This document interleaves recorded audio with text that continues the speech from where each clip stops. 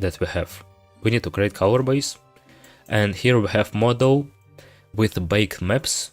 You can see all of this information is from normal map, and basically before starting texturing in this style, all we need is normal OBJ, position, but this is only for substance, ambient occlusion, so we can kind of mask the colors and get the information, and curvature.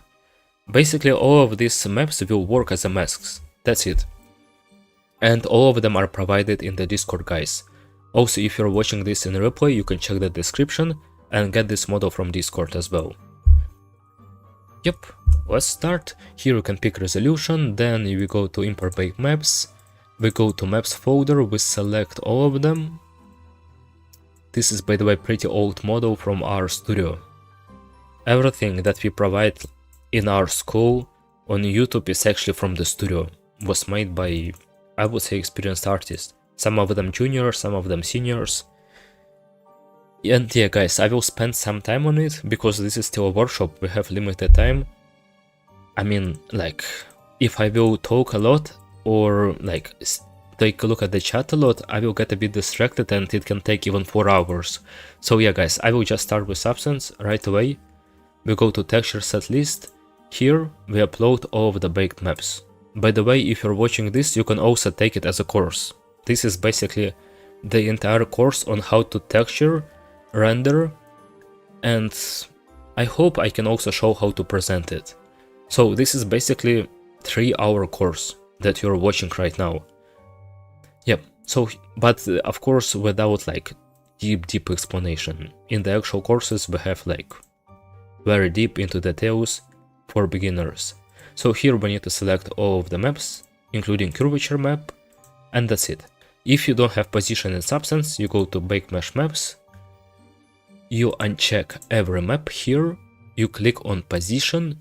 This map will kind of, it will make gradients all over your model, just so substance can create these kind of gradients, and some of the generators can work. That's it. By the way, I have these Discord sounds, one moment. Yep, so you need to select position and then click bake selected textures and return. Okay, guys, let me see.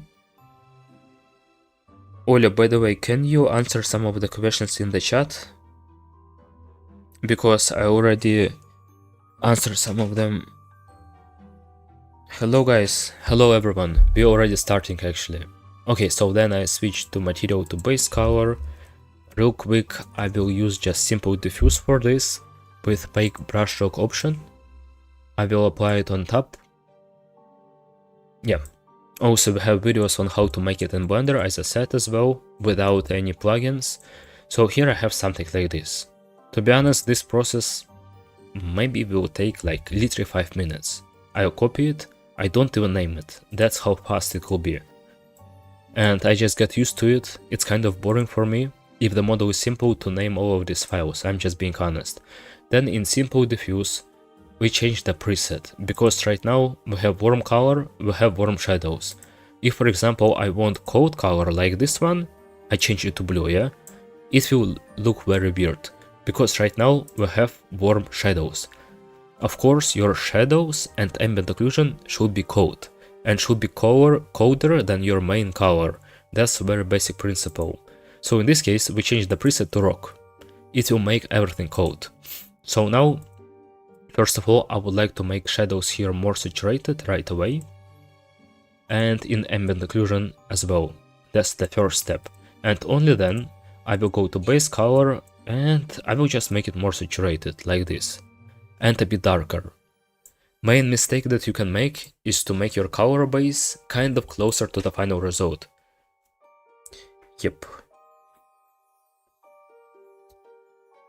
Yep, I see. So wait, we have some, well, I have, yeah, as always, I'm getting very distracted, guys. I'm sorry for this, always in the chat. I think I just need to keep going, because also people will watch it later.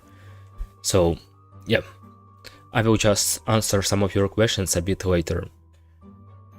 Yep, so yeah, the main problem, and I think like even experienced artists, they made the same mistake.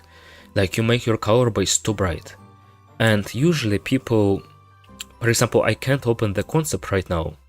Let me see if we have any kind of concepts here in the presentation. Let's say this one. This is final rendered result, but guys, you can imagine like this is a concept. Principles are the same. So sometimes your focus will be in the brightest part, like this one. And sometimes people tend to pick colors right from the concept, which actually looks like rendered result, unless the concept is in the flat colors. So imagine, in the concept you have lightning, you have different highlights, and some people just, let's say, they pick color right from the concept and they have something like this. But in general, for the surface, this is not correct. In most cases, you need to make your color base a bit darker in this range. Not in this one, you know, not too dark, but in this one. If you make it too bright, you simply don't have information to paint more highlights later, to add additional brighter gradients. And yep, basically it's way easier to add highlights, add brighter details, than like adding shadows or adding ambient occlusion later. I will show you how to make it as well, guys. Yep, just like this. By the way, if you can keep up, don't worry, I will save this texture, I will share it in Discord. And then you can use, for example, 3D Code or Blender to follow. So I will try to share every file that I have here. Okay, this one is the most ideal color base that we can have, maybe a bit darker. So here you need to change a lot, some of this stuff. Then what I will make, I will just copy this simple diffuse. Right away I know that I need to make it darker for fake brush strokes. Then I go to brush strokes option, I enable it. Yeah, you can see everything became kind of brighter. That's basically how it works. That's how Substance Designer works. That's different software. I will make highlight color a bit darker here.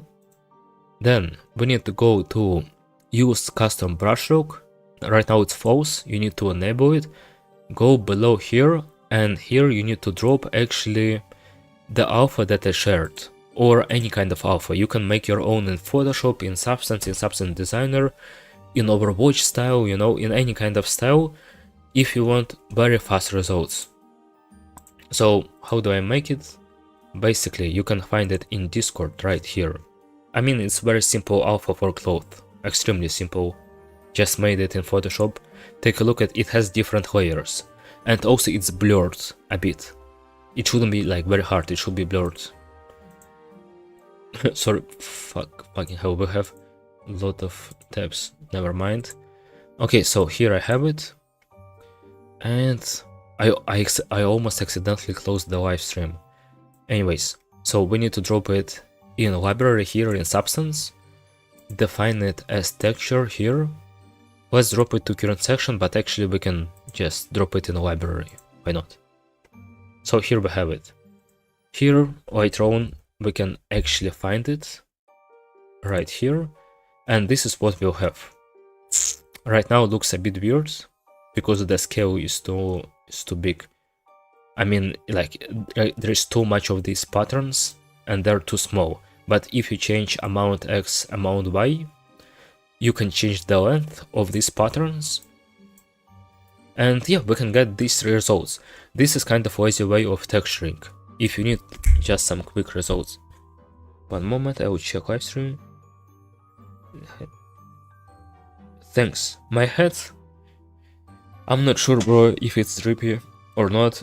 Maybe yes, but it looks similar to this. No, it doesn't look similar, but never mind. Okay, we actually don't have any questions, so I can move on. Yep. Yeah, so basically you need to play around a lot with this. Maybe change random seed. Last time that I tried, I got like a nice result right away. Right now, it doesn't look as good.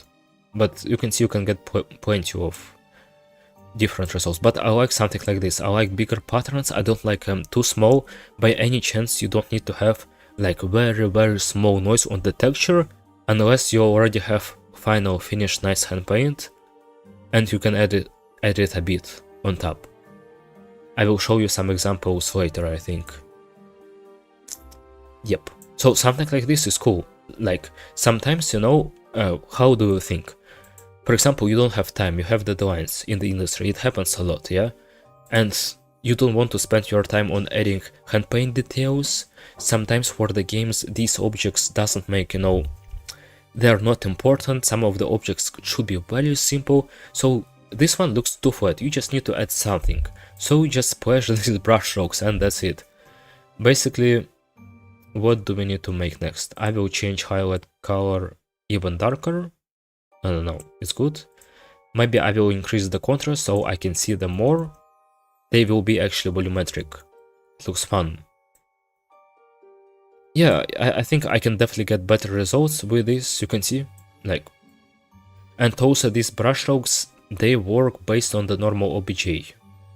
So they kind of follow the direction of the model. And it will, yeah, it will create some cool patterns. If you just need to fill this surface, just nice solution. Then, of course, to break it a bit, here in simple diffuse in black mask, you have color selection. I selected this one. And then I basically need to remove it. I need to right click on the black mask, add paint. Here I'm in painting mode. I can use square brackets, or here on the top in size, you can change the size of the brush. And you can basically paint, never mind. So you can basically paint over. You can see right now it's actually way brighter, which is not a good thing. We need to go to the actual color, make it just darker, like this. And yeah, sometimes this is pain in the ass, but it's worth it, guys. Yeah. Just a bit, you know. Also, you can actually control it here. Maybe here it will be a bit easier. Yeah, like this. Okay, even though it's just a bit brighter, it's fine. So I use huge size of the brush to mask it if I want to make like soft result like this. Also here in the top, I can add something like this. This is kind of result before and after. I'm not a fan of this approach. I'm just showing you this, like, the easy, fast way on how to edit if you need it. But it won't be like perfect. It won't be very good details, stuff like this, in my opinion. For some of the games it's completely fine, but you can have like something like this just to fill the entire surface.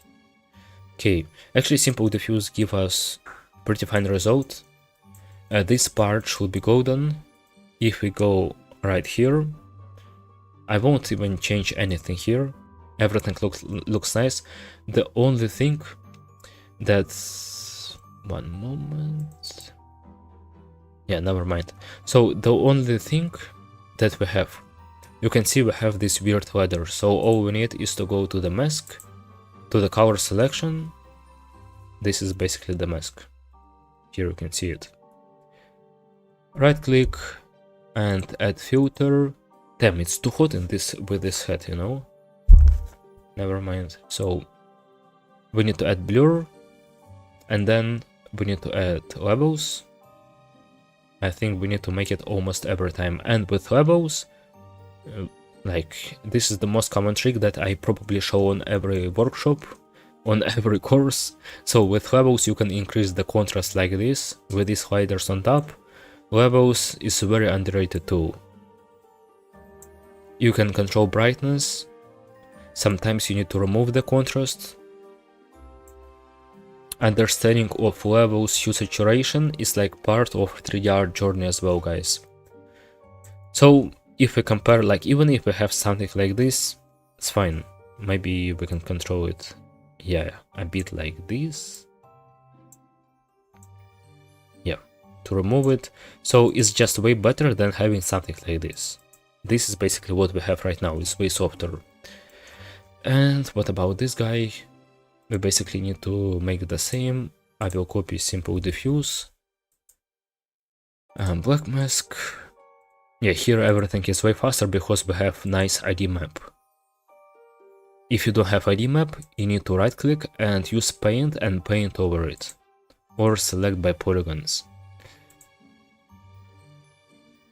Yep, change it to red. Here we also have these sliders, but this detail is so small that doesn't really matter. Also notice I don't make it too bright like this. I'm not rushing, even though it might be a crystal. Like, still, it should be in this kind of range. Yep. And wait, I don't like this. I don't like this guy that we have. So I will... never mind. It's actually right here. Maybe we can control the blur even. I changed the blur a bit, it was too much. Now we have it. Basically, guys, that's all for the color base. Literally. Let me know what do you think. I will share this one. I don't know. That's literally it, if you ask me. But if we need to push it, if we need to like add additional campaign details, like we have in the biggest games, this pipeline is called PBR and hand paint. I will also show you how to make it, and how to make it fast. Wait, how many minutes do we have right now in the stream? I think it's less than 30. Yep. And also rendering is the hardest part. And yeah, of course, the information that you have here, it really depends on the previous results that you have, guys, on the previous model. We already have some modeling videos in process. The only problem, that they're extremely hard to create. Like, because it takes like from 4 hours of pure video. I'm not sure that many people can watch like 4 hours of this. Yeah, this is basically how it is. But we have 3D modeling classes already in progress for YouTube. Yep, guys. And by the way, if you're watching this right now, we don't have too many people. But still, if you're watching this right now, just to mention, guys, that so far, the only thing where we have modeling classes is on our 3D art program, where we basically invited Darina from Artificial Core, who worked on Wayfinder. Some of you guys already saw it. She made this work from scratch in the course, and she explained everything from scratch. Also, we made this one with Mauro. All of them are seniors, so he's also senior. We made this one. This is topology basically. This is what I textured. And this was textured only in Substance Painter. This approach is different. Like, more detailed hand paint. And also this one, like the start model. Also, actually, if you take a look, it's pretty detailed. It's detailed hand paint. And some of these details you need to add on top. And render. So the course teaches the entire stuff. From scratch. Like from sculpting to rendering. And yeah, the huge one is 3D character art. You can check it in our school, guys. Texturing, these are like all of the works only from one course from texturing. You know, just one moment, guys, I just want to mention it. So, we don't have many people, but if you're watching this right now, we have this discount promo code only for this live stream. This one specifically, not this one. And you can apply it. You can apply it basically during the next 3 hours, if you want, of course. And here we also have VFX. Yeah, VFX. These are some of the VFX that we have from the course. It's separate, of course. It's completely different industry, I would say, or approach. It's in Unreal Engine compared to this. Yeah. Well, by the way, you can send basically the promo code in the chat and the link, and we just continue. Yeah, guys, let's just continue. I will go export textures, and here you need to click on the material. This is your material. You also need to name it in 3D modeling software and check everything. Select only base color, go to global settings, choose your path. Yeah, I will just choose it, basically hobby workshop, and click on export. That's it for Substance Painter. By the way, sorry for one additional tip, guys. Let's say you don't want to make any kind of hand paint. You can add new layers in Substance Painter, like copy simple diffuse, and maybe you can add some dirt generators, but in a stylized way. Make sure on top of the dirt generators, you add filters like slope blur or blur slope, we have it in Substance. And you can blend some of the colors a bit, you know, like in the ambient occlusion you can blend some red, some green, because right now this entire blue color looks boring. Or you can separate, if you have, for example, different objects, take a look here, we have this seam on the head, yeah, we have it. Let's say you can select this entire part on the top of the head and shift the color a bit. Yep, why not? Or even add additional colorful gradients. If you don't want to have any hand paint details and if you want to finish it basically. Yeah, I don't know. I like how it looks. Now it will be interesting because we start with 3D code and also damn, this head I can't. This head is so weird. Let me check. Okay, Photoshop. Color base, guys. This is color base. Color base. Color base. Yeah. Just feel free to install this one. I don't know if you don't have Substance Painter or if you want to start with hand paint. And let's actually start. I'm using 3D code for different reasons. For a lot of reasons. 3D code is extremely simple to use. Some crazy people think that I'm even like using it on purpose or something. No, like this is the oldest software. Any professional texture artist will use it, obviously. Right now industry changing a bit. If you don't need very detailed hand paint, and what do I mean by detailed hand paint? I will just show you in a bit, guys. If I can find. Yeah, here we have. This is this monster from China, of course. So, what do I mean by detailed hand paint, guys? Something like this. Can you imagine painting, like, people like who have experience, you guys understand the FPS and timing in Substance? Like, it's just not supposed to paint there, you know? You just not... Even Blender is better. I try it in Blender, it's fine.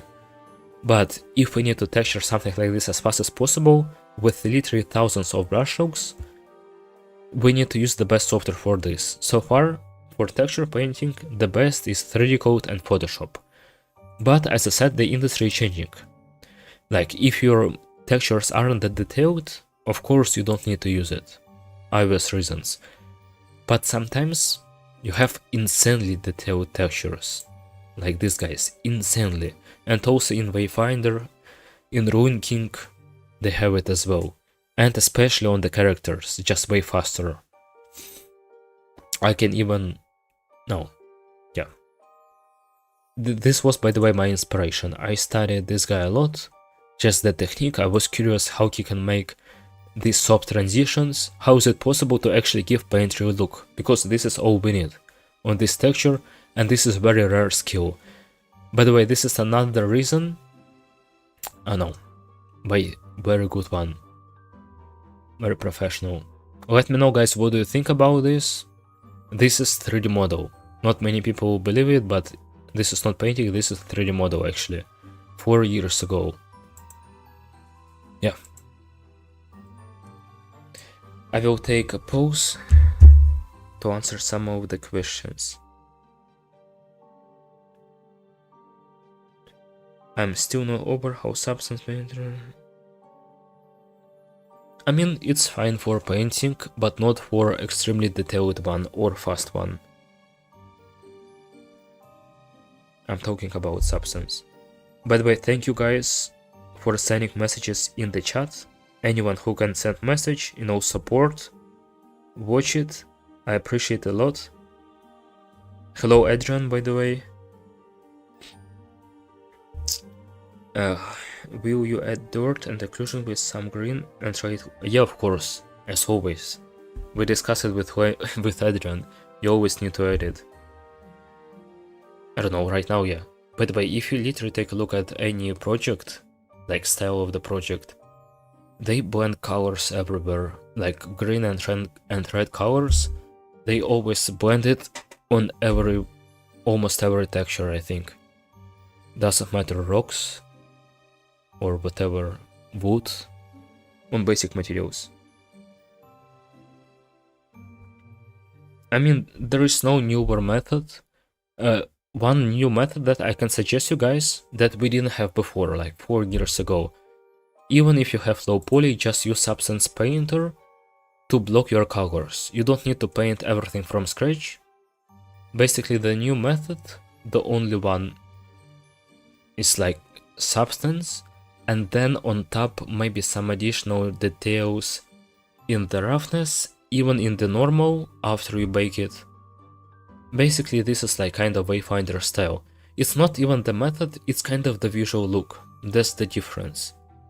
If we compare it kind of before, like even low poly games, they have completely different visual look compared to modern games that we have. It's not a bad thing, not a good thing.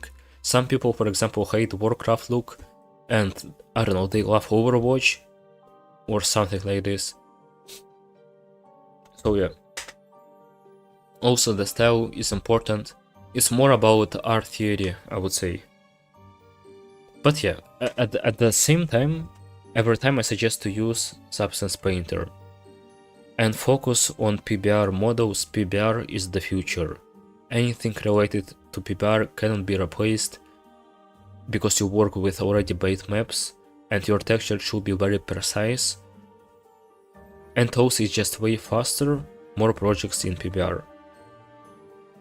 To see a video from you painting the same model both in Substance Painter, maybe I will make this video one day when I paint everywhere, you know, in Substance, in Blender, but it will be so extremely hard for me. By the way, guys, now I can show this chat, but we actually have huge upcoming tutorials about texturing and modeling only in Blender. We went completely crazy and we produce right now very high quality art only in Blender. Some people ask it. So not even Substance Painter, only in Blender it's possible. You'll see it very soon, guys, it will be cool. Okay, let's go. In 3D code, what we need? Home workshop. Which head? You pick the 3D model, you drop it here, you need to pick first option, don't save, this resolution, okay. Then you go to texture, import, color, or setup shortcut, Ctrl I. Boom, boom. Boom, home workshop. And then you need to select your color base. Also, you can get it from the Discord. Now we have it. I have plenty of videos how to set up 3D code, guys. Like, extreme amount of videos, I would say, on YouTube as well.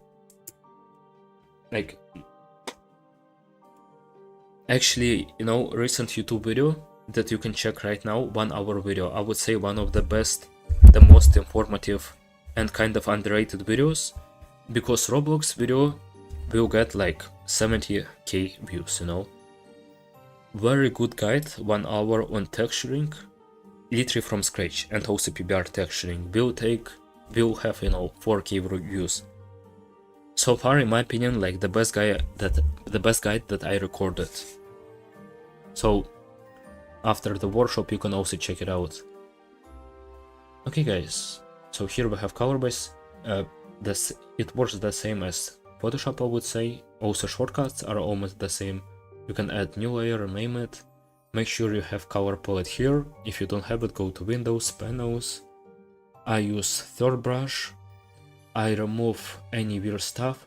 Make sure this cube located like this, so you're in perspective mode, not like this. Perspective. You don't have anything like this. And to set up background, go to camera, background, and choose top and bottom color. Have it like this, don't have it too bright, too dark. And now, guys, let's talk, I think, a bit about the theory on how to actually make details on this one specifically, because it looks kind of flat with a bit of the information from the bake, but this is not enough. I will need to take the screenshot. Boom. Okay, let's drop it here. No, can I? Control C, Control V. Yep.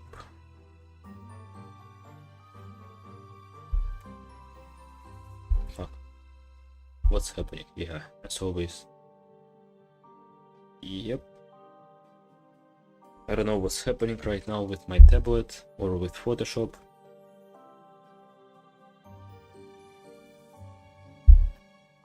So guys, we have this head, and every model has its own flow. Basically, all we need is to try to keep every additional pattern that we will add, paint, doesn't matter where, the same flow. So if we check, the flow of this specific part is different from this one, so it's actually round at first, yeah? It's round. So if you add any kind of folds, they should be round. Also, besides the flow, you also have silhouette. These are all directions for your future hand paint. So, for example, you don't know what to add, what details to add. You have the silhouette, and basically what is silhouette? Like, it's different bendings of the model of the object. So, we can just pick, let's say, this dark color that we already have, or this one. Actually, let's pick it here. And I can, for example, continue pattern like this to create additional folds based on the silhouette that we have. This is the most simple solution that works for any kind of model. That's how basic it works, like this. Take a look at this, before and after. Before we didn't have much details, now we have it. To form any kind of details, first of all you need either shadow, and then you need to paint highlight on top. You need to just learn how to paint everything with volume, not with just one flat colors, and constantly blend your colors. So, first of all, constantly blend, constantly pick colors. Let's say I will add some crack like this, even though it doesn't make sense. So, I will cut it like this. Right now, like, it's empty, it doesn't have any light information inside. So, I need to, let's say, pick this color, and I need to blend some light inside of it, like this, and maybe add some additional color to emphasize it. Yeah, this is basically before and after. And here, we have different sides. Instead of having one fill color, we have this light side. You can see inside of the crack actually here, and we have this one. This is basically how it works, and it's possible only when you blend this and this color together, you achieve this one.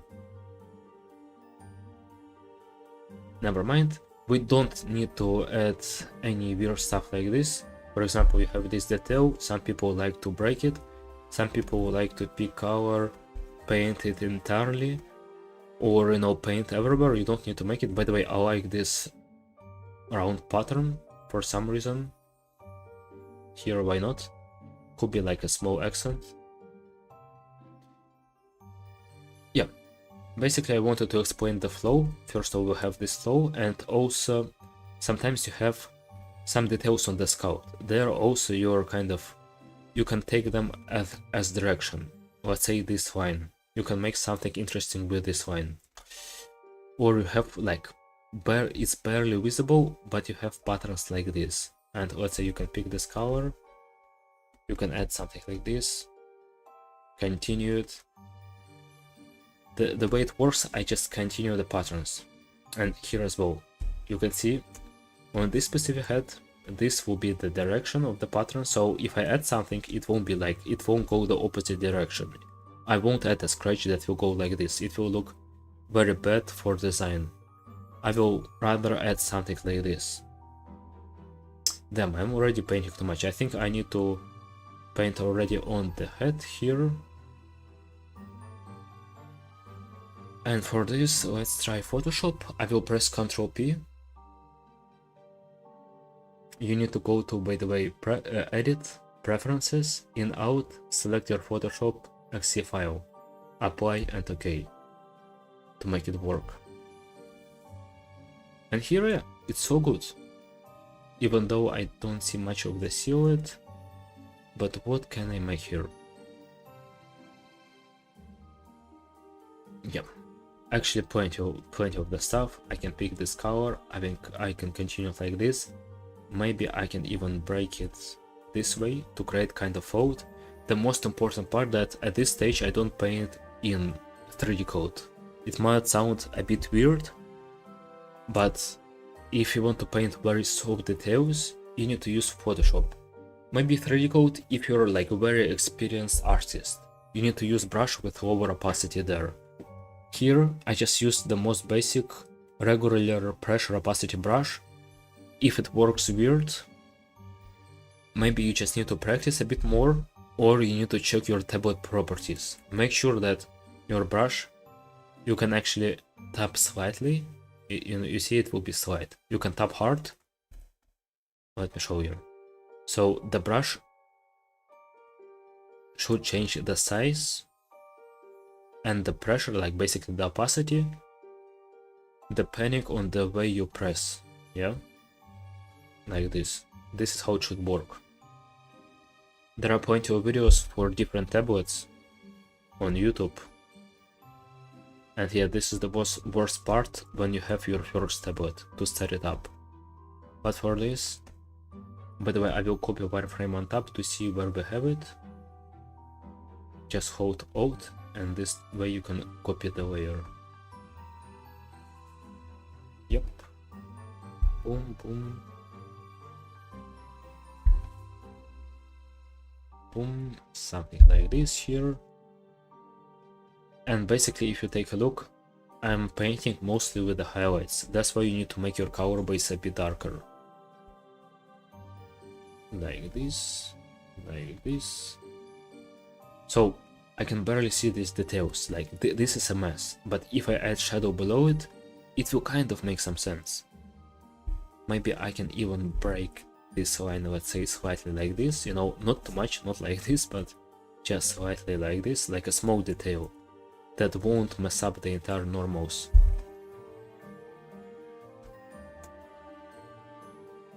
And let's say I will add stuff like this here. These are all folds. What is fold? It's basically formation of the cloth. It should have light information and dark information. So sometimes you need to add light highlights, sometimes you need to add dark ones. Like I added here, and sometimes below it. And of course blend it a lot. So for example, don't leave something too dark. Let's say this part is empty, so this one. Let's pick the highlight and literally add some brighter variation, like along the way, like this. Brighter pattern. I have no idea how it will look right now. Yeah, here looks a bit better. Not that good, you know, but still. Let me know, guys, what do you think? And if you're watching right now, maybe following, just leave the plus in the chat so I can see it. We don't have many people, but we'll have them later. Of course, on the recording. This was kind of unexpected workshop. Yep, guys.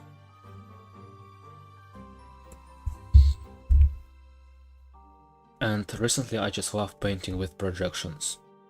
So I go to edit projection in external editor.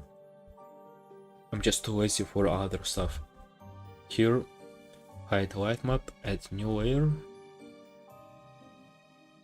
And let's say we can add patterns like this, folds like this.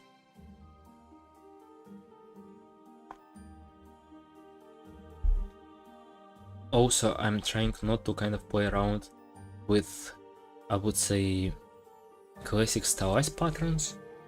If I'm painting cloth, or if you're painting stylized cloth, it's better to take a look, of course, on the reference for the clothes, especially, you know. But right now I'm not, like, I have information from the sculpt. For me it's kind of enough, you know, to get a fine result. If you want kind of great result, you don't have much information on the sculpt, and yeah, it's better to use references, of course, for folds to see how they deform. But to get just, you know, this will be great result if you use a lot of references. But this result is also good. and sometimes good for like very top games. And I use references not to copy, only to understand the principle, how it folds, where it folds, and basically with the experience. For example, here we have this one, so I assume we have some additional folds over this part. So why not? Let's pick color for the highlight. Let's add it over it. To be honest, very tricky model to texture, guys. Very tricky. And you don't need to rush with the contrast here. It should be like step by step, slowly. First good fold, maybe erase it, then another one, you know. Slowly, step by step. And press very slightly. Here as well. To be honest, at this point, just adding kind of random highlights, but still it's kind of continuation of our other patterns that we already have, like from the sculpt, if you take a look. I just defined them more with hand paint. And these principles works for not only for this head, for every model, guys. Then another very cool trick that you can use, and basically the main principle, you need to take a look where you have different materials next to each other. So let's say you have something like this, go to this one. You want to add details here to make this part interesting. You need to add some kind of damage in the connection of this material. So let's say I will add even damage like this. Cut it. And then on top of it, I will add a bit of the highlight. Like this is the most basic trick that we can have. Also, apply it everywhere. If you need to add some accents.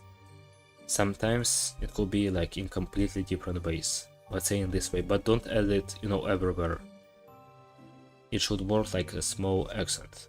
Let's say something like this also. Add some damage like this. Yep.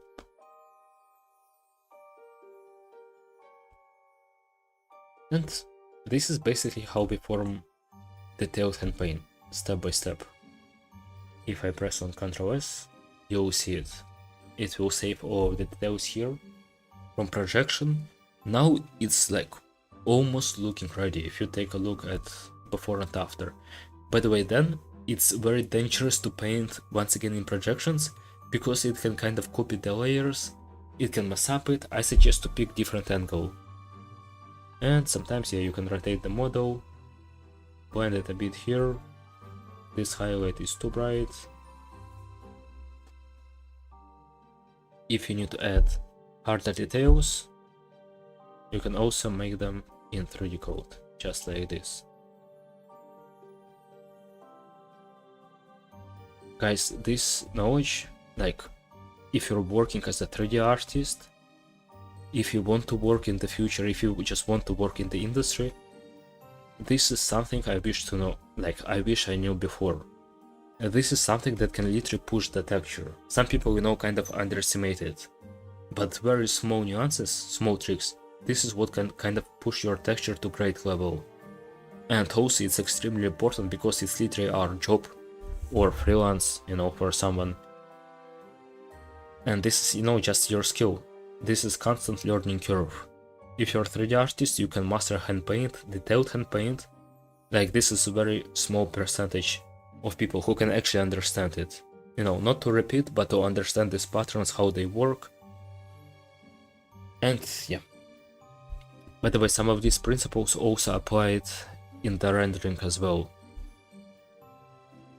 And yeah, of course, if you can make like detailed model, detailed hand paint like this, it's completely possible to get any kind of job on the big project. I think this is the main goal. For me, it wasn't never a goal.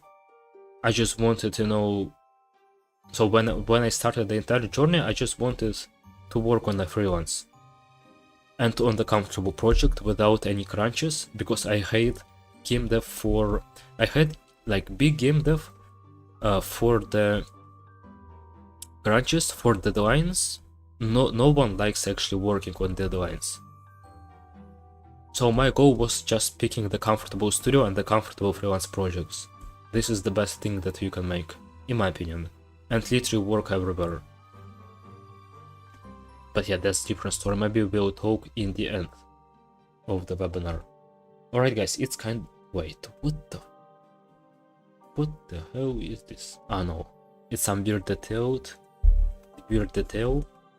on the scout.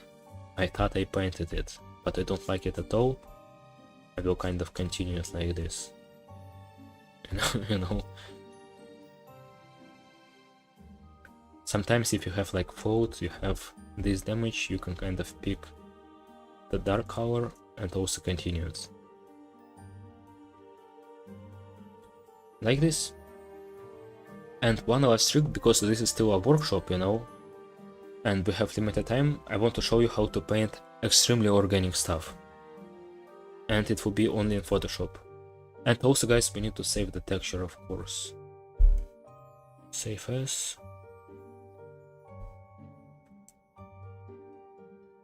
Yep, that's it.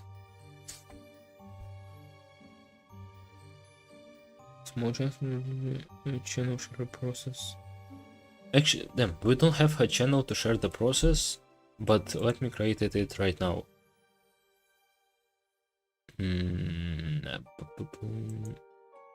Create channel. What's the name of chat, you know? Even though I already have it.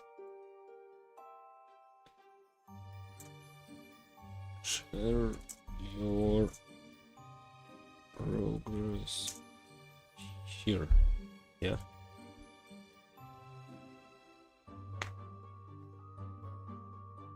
Ooh. Adrian is very active. And by the way, Adrian is also like... He has experience in character art. And in 3D, I think way more than me. In 3D in general. In 3D modeling.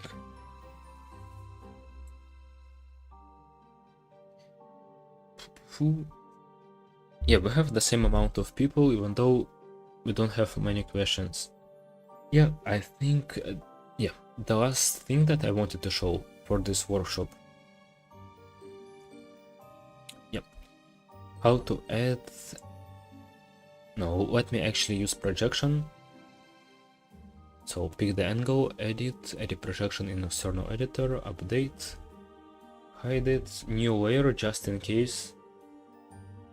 So I show it to many people.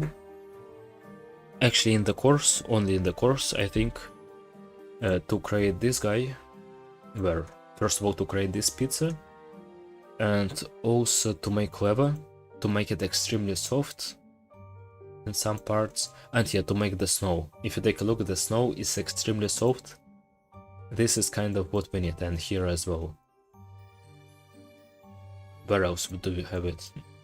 Yeah, on this pizza basically as well.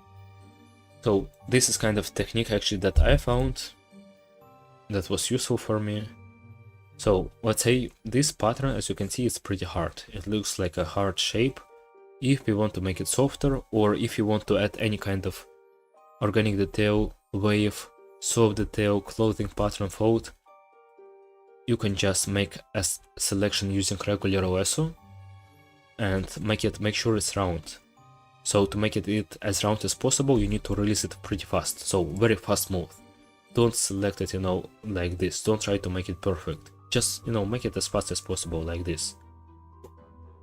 Yeah, let's say this will be our selection, like them. Sorry guys. Yeah, like this. So then, once we have the selection, we have a magic of a saw brush. We can basically fill everything with the color which is a bit brighter, or you can add it a bit on the top. Then you need to pick color for the shadow, or just pick it from here. So let's say pick it a bit darker, a bit colder, and here with the same selection we need to paint very slightly, like kind of over the selection, to achieve very soft look like this. It will be extremely soft, it will be extremely round and nice. Just take a look at this. But of course it works like for liquid, for lava. Maybe it will work also for the cloth, but just different technique. I just wanted to share it here as well. And yeah, one moment, I'll just finalize the entire thing a bit. And then when you have something like this on the new layer, you need to use a razor and remove it a bit from the bottom because it's too sharp. Now you have like ideal soft pattern, guys. Only 30, no, almost 35 people here.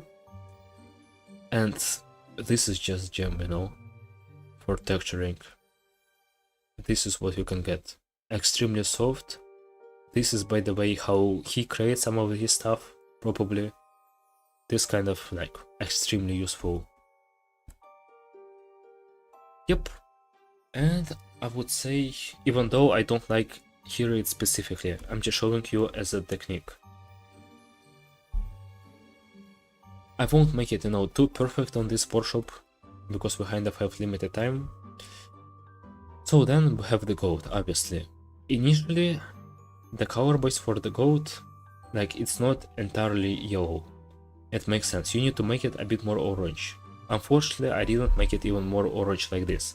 I think this color for the goat is ideal for the color base, because later when you add some yellow patterns, let's say I will pick this color, make it brighter here, make it way more warmer, saturated, so shift it closer to yellow, like a sun. And let's say we'll add it a bit here. It's better to add something like this in 3D code.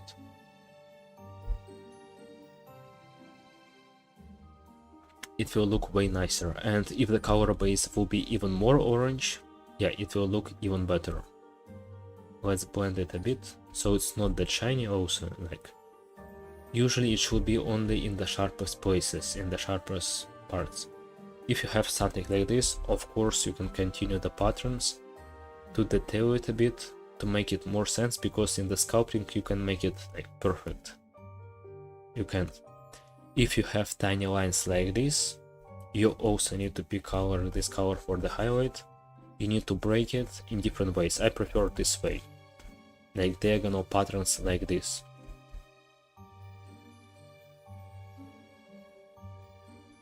Yep. Damn, it's very hot with this. With this head.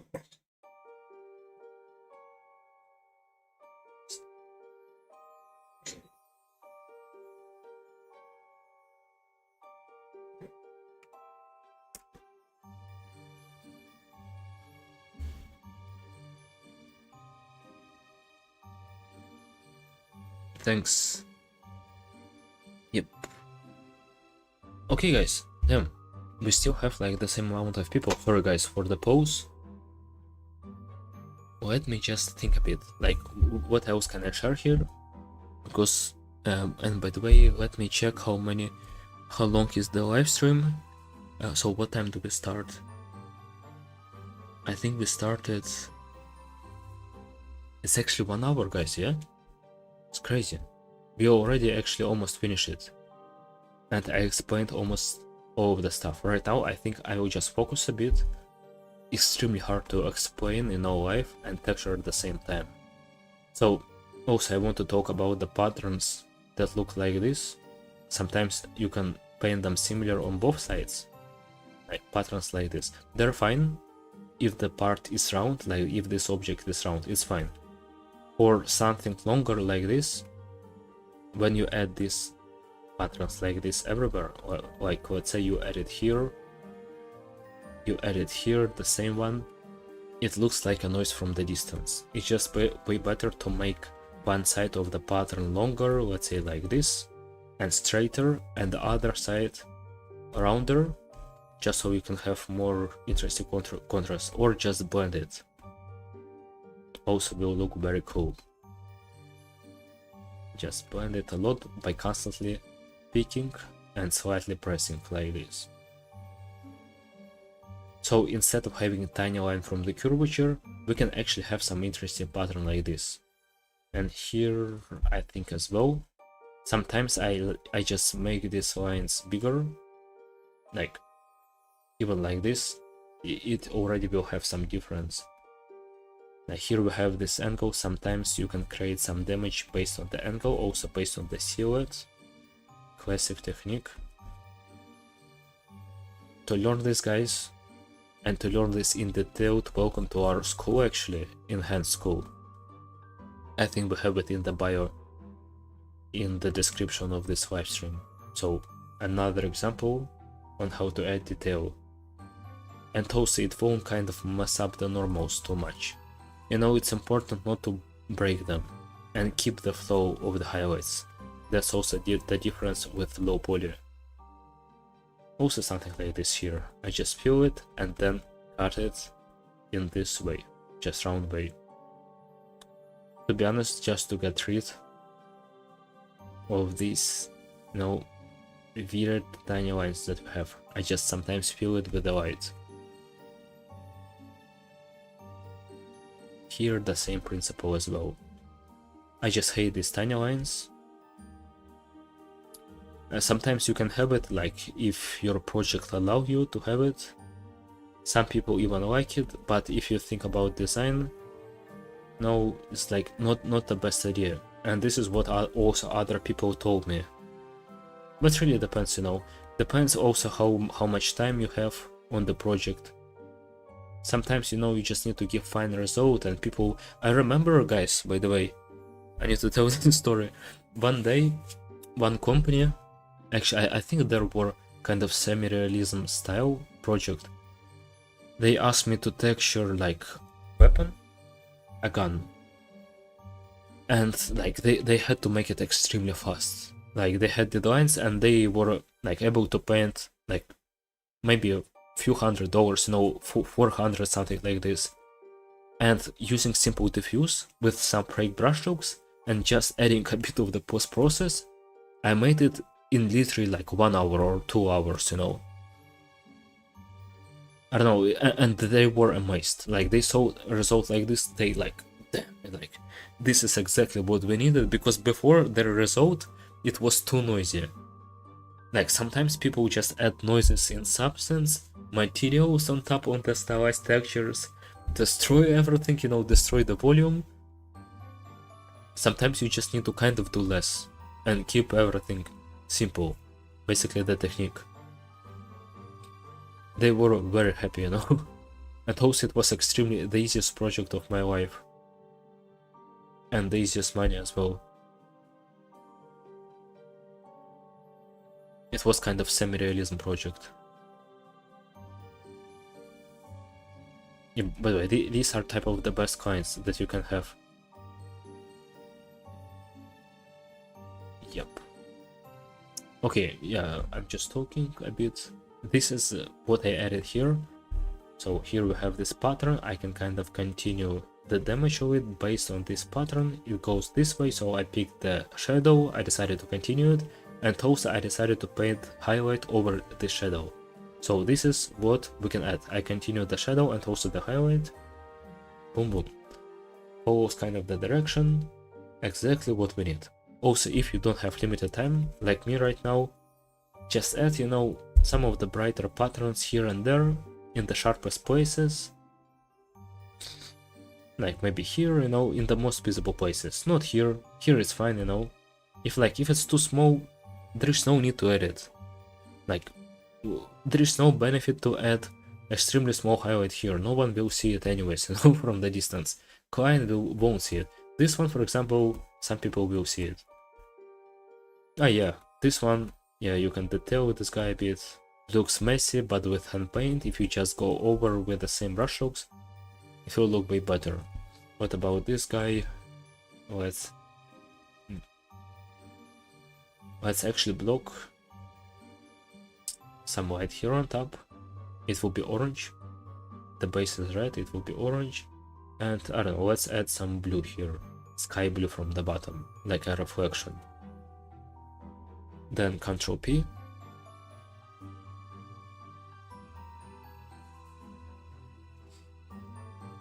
We have this tiny guy here. Guys, it was like, don't think bad about the UVs. It was part of the big character. But unfortunately right now we can't texture the entire character. it will be too long and extremely hard for me. So then I will use saw brush, and I will literally pick the same colors, maybe a bit more saturated, to add here, and also to add here as well, just to blend them. What the hell is this? Looks horrible. Never mind, I will remove it. Maybe something wrong with... yeah. The UVs are... don't make these UVs, guys. Extremely horrible. Yeah, we have it on different, you know, on separate UV islands. That's why it's better to make it... God, it's so bad, you know, it's so bad. Well, why do I even waste my time? I just can go to edit, projection, hide this one, new one, and let's say add something like this, a bit smaller, harder highlight on top. I know at this point it's extremely hard to follow, you know, along, only if you have experience. I would say this workshop is more for experienced artists, I think. Yep. If you talk about the technique. And also some sky blue, very saturated, reflection light slightly here in the bottom. Now we have it. Yeah, we have this weird line. They just don't let me know make this good texture. Maybe I need to reduce the opacity a lot here, and you know, spend a bunch of time blending it and removing this seam. Yep. But I don't want to make it, you know, on the workshop, not to waste your time, guys. I think, yeah, if you look from the distance, sometimes you're oh, wait. Okay, I see the problem. I saved my file somehow. Projection kind of override the file. Yeah, maybe I was painting on this file and projection... oh, guys. It's kind of override the entire files, and now I lost all of the details that I was painting. So bad. Maybe I can go back. I hope so. No? Can I go back? Nah. Crazy. I mean, yeah, I also lost this detail a bit here, but luckily I think I recorded. No, at least I have the recording, hopefully. That's it. So I will just edit right now at this point extremely fast.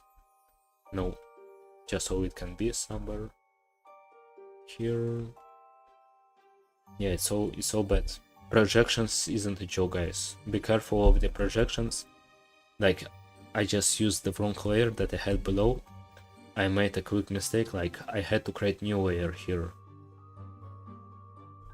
So yeah, basically messed up the entire thing. Almost, you know. I just lost the patterns here. But I think it's still... it's almost the entire thing that I wanted to show. One cool trick. Let's go to Photoshop, press Ctrl P. By the way, guys, if you're watching right now, I know some of you watching, guys, I know some of you maybe following, just let me know. I have my base color, it's not as good as yours, but I have the details. Yep.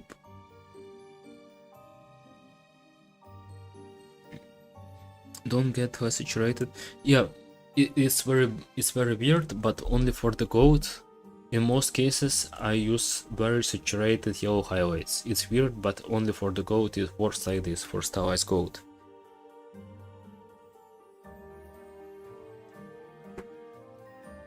Yep. Basically, then. Yeah.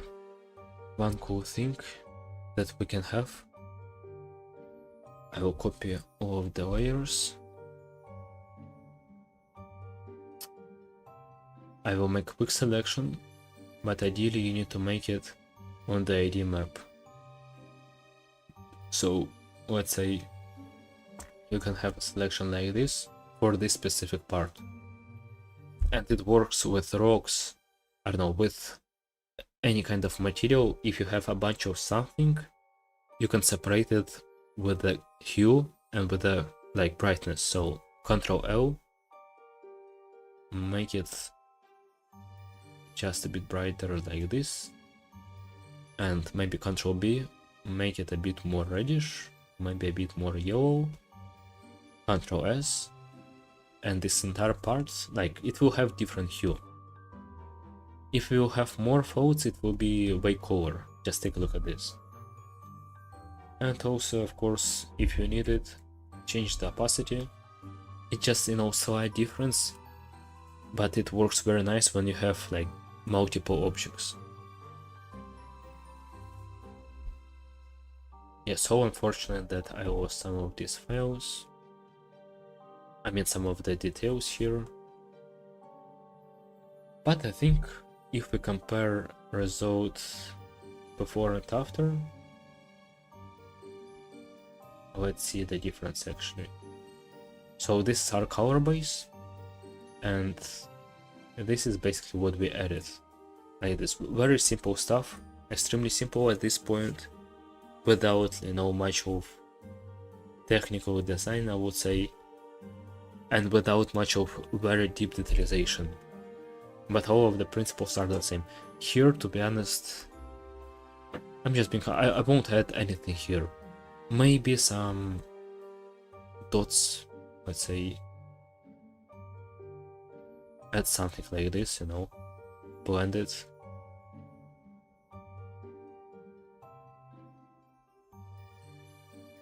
Very minimalistic patterns, they can also go from this side.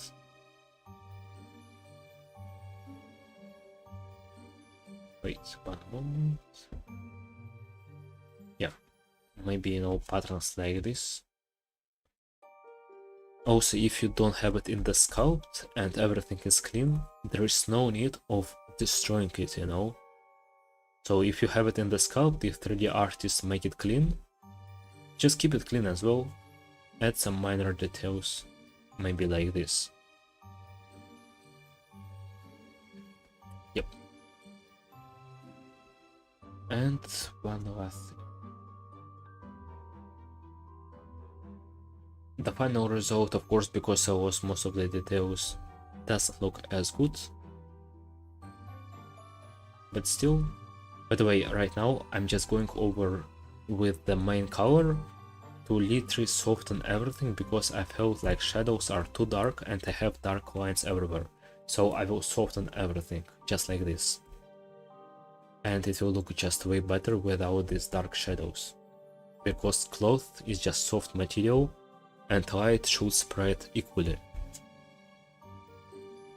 Yep, guys, that's it. So save your file, texture, export, color, and I will save it as heads and paint, I think, yeah.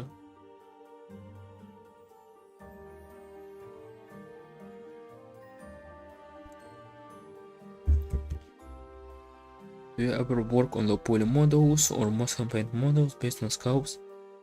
Me, to be honest, only on the sculpts. The last time I worked on low poly was 2 years ago, or some of the works from our students. Let me check.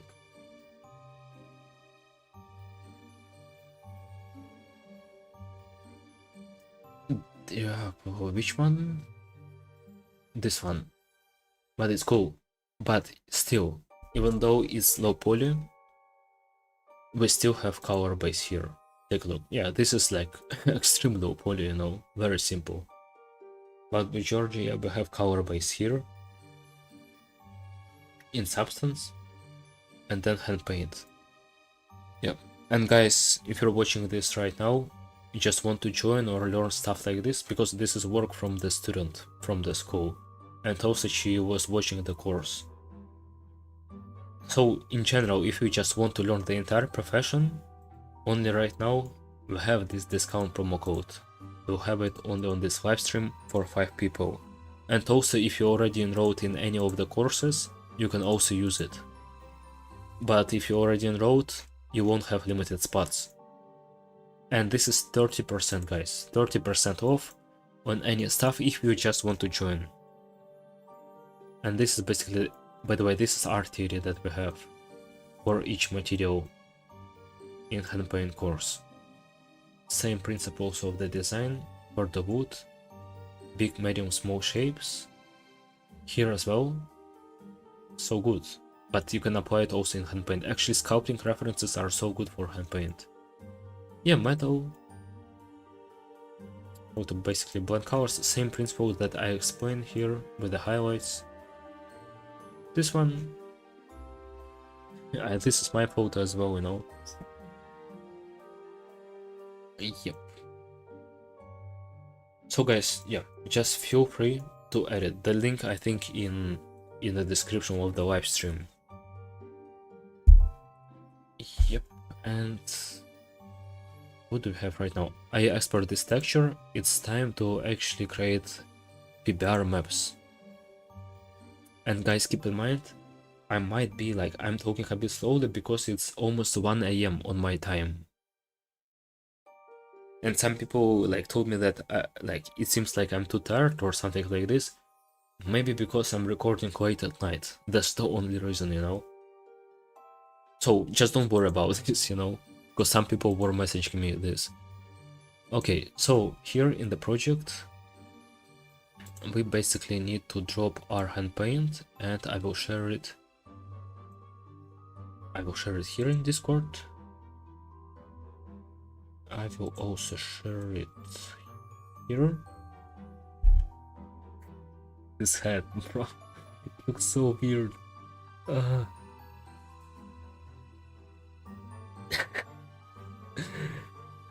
Yeah. Okay, let me. Yeah. Okay. Now, guys, it's time to create some PBR, you know, PBR result in a very simple way. Yep. As promised, we'll cover the entire process. And I'm happy about this because we have plenty of time. So edit here, define it as texture, and import to what?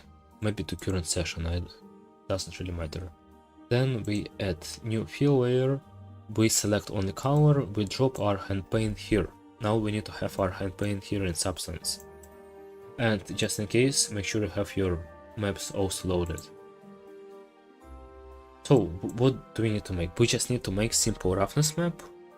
Extremely simple, especially once you have very detailed hand paint. Metallic for this one. And we need to render this stuff, hopefully. Rendering will take some of the time. Thank you, Saikat, by the way. Can I use texturing exercise in my portfolio? Yes, of course. Wait, of course. Yeah, of course, guys. Feel free. Yeah, and feel free to use it. Ideally, give it credit because this model was provided by our studio. Okay, so yeah, wait, I'm just thinking a bit. So here we have the color base, we have details. Now, just in case, yeah, I need to change their preview mode from base color to roughness. We don't have nothing here in roughness channel. Then let's actually add, so we already have fill layer. You can even call it roughness. It was actually for roughness. And here you need to enable roughness like this. Now it's filled with one filled color like this. You can control it. And we need to drop our hand paint details here that we painted. Boom. Yeah. Now we can control it, but we have our texture, which is black and white. We also need to change here in layers base color to roughness, so we can work and we can change opacity of roughness. So if I change it, you'll see. I will just name it error. Now guys, no, wait, sorry for this. I need to increase opacity. Yep. Now on the roughness, every dark detail, every dark color will be more glossy than the white color. Roughness is the map that will showcase the glossiness, how how the object will reflect environment and the light. So if it's actually dark, it will be glossy. Like if it's completely black, let's just even take a look. Yeah, it will be just too glossy. If, for example, on top of it we add levels, and let's say we make it brighter, I think we'll reduce roughness, but yeah, I don't know, wait. If we change levels to roughness, here you can see, I think I'm making it darker in general. Yeah, you can see it's way darker. So as darker it is, the more glossy it will be. If it will be like white like this, it won't have any reflections. And obviously for the head, I think we don't need to have much of it. Like, take a look at this one, like, you don't have much reflections properly, only on these parts. Yeah, on these parts, if you add something, stickers like this, of course you need to have roughness. But this is also the mirror heart, you know, from the market. This one is more dense. Never mind, so remove it, change channel to roughness, here we have it. Now let's right click, add levels, and we need to change it to roughness, and we need to invert. Because before we have very glossy highlights, but I mean very glossy shadows. But actually our highlights should be glossy, our highlights in roughness should be black color. White works, by the way, why don't they just change it, you know? It works weird a bit. Okay, never mind. So we need to invert it, just like this. And boom, our metal, it will be basically, yeah, it will work actually in the correct way. Our metal will be more shinier, and this cloth will be less, if you take a look. And now, like, it's extremely simple principle. When we have detailed hand paint with gradients and stuff like this, on the roughness, we don't need to have much of the contrast. It's not the same as the color base. For example, it's so weird to have, let's say, spot like this, which won't have any reflection, and next to it, you have extremely glossy part. So extremely weird. Let's just reduce the contrast by simply bringing these sliders in the bottom together. You will just reduce the contrast like this, if you bring them together, this in the bottom. And that's literally it for the roughness, in most of the cases. I mean for the start. Then of course we copy this layer, add the black mask, add color selection, select the gold, and we need to make it of course way darker, obviously, but at the same time also remove any kind of weird contrast like this.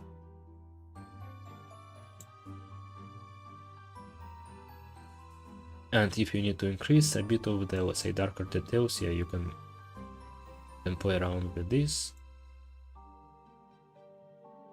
But this is basically our approach.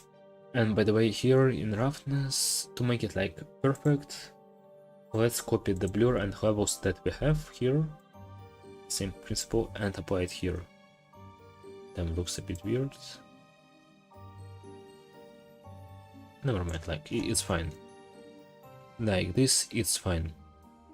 In the previous YouTube video, I actually showed how to add additional details, extremely simple, with grunges. Actually, we can even use the grunge that we had, like this cloth, to add some details on the roughness as well, and play around with the generators. So this is kind of a start of this, yeah, of the roughness. The metal will be way more glossy. Hold shift and right click, but it's hard to preview it here. You actually need to preview it in your rendering software. So definitely on the metal, to make it a bit more interesting, I suggest to add some kind of grunge, you know, small grunge, not too detailed, but let's make it. So let's copy this layer, of the metal. You can name it even metal 2 or metal grunge. Now we have this mask for the metal. No, let's actually make it in a bit different way. Let me actually think. Yeah, let's. It's not the case. So if you want to add grunge, we just need to add new layer, just filled layer like this. And we need to enable roughness here, fill everything, let's say with black color. Then right click, add the black mask, we don't see anything. Right click once again, and let's add generator. What kind of generator can we add? I don't know, dirt, dripping rust, everything nice for roughness here. Your own generator is custom, metal edge layer maybe, but too small, you know, for stylized textures. Yep, and let's just add dirt to see how it will go. Crazy. At least we have it here. We can invert it.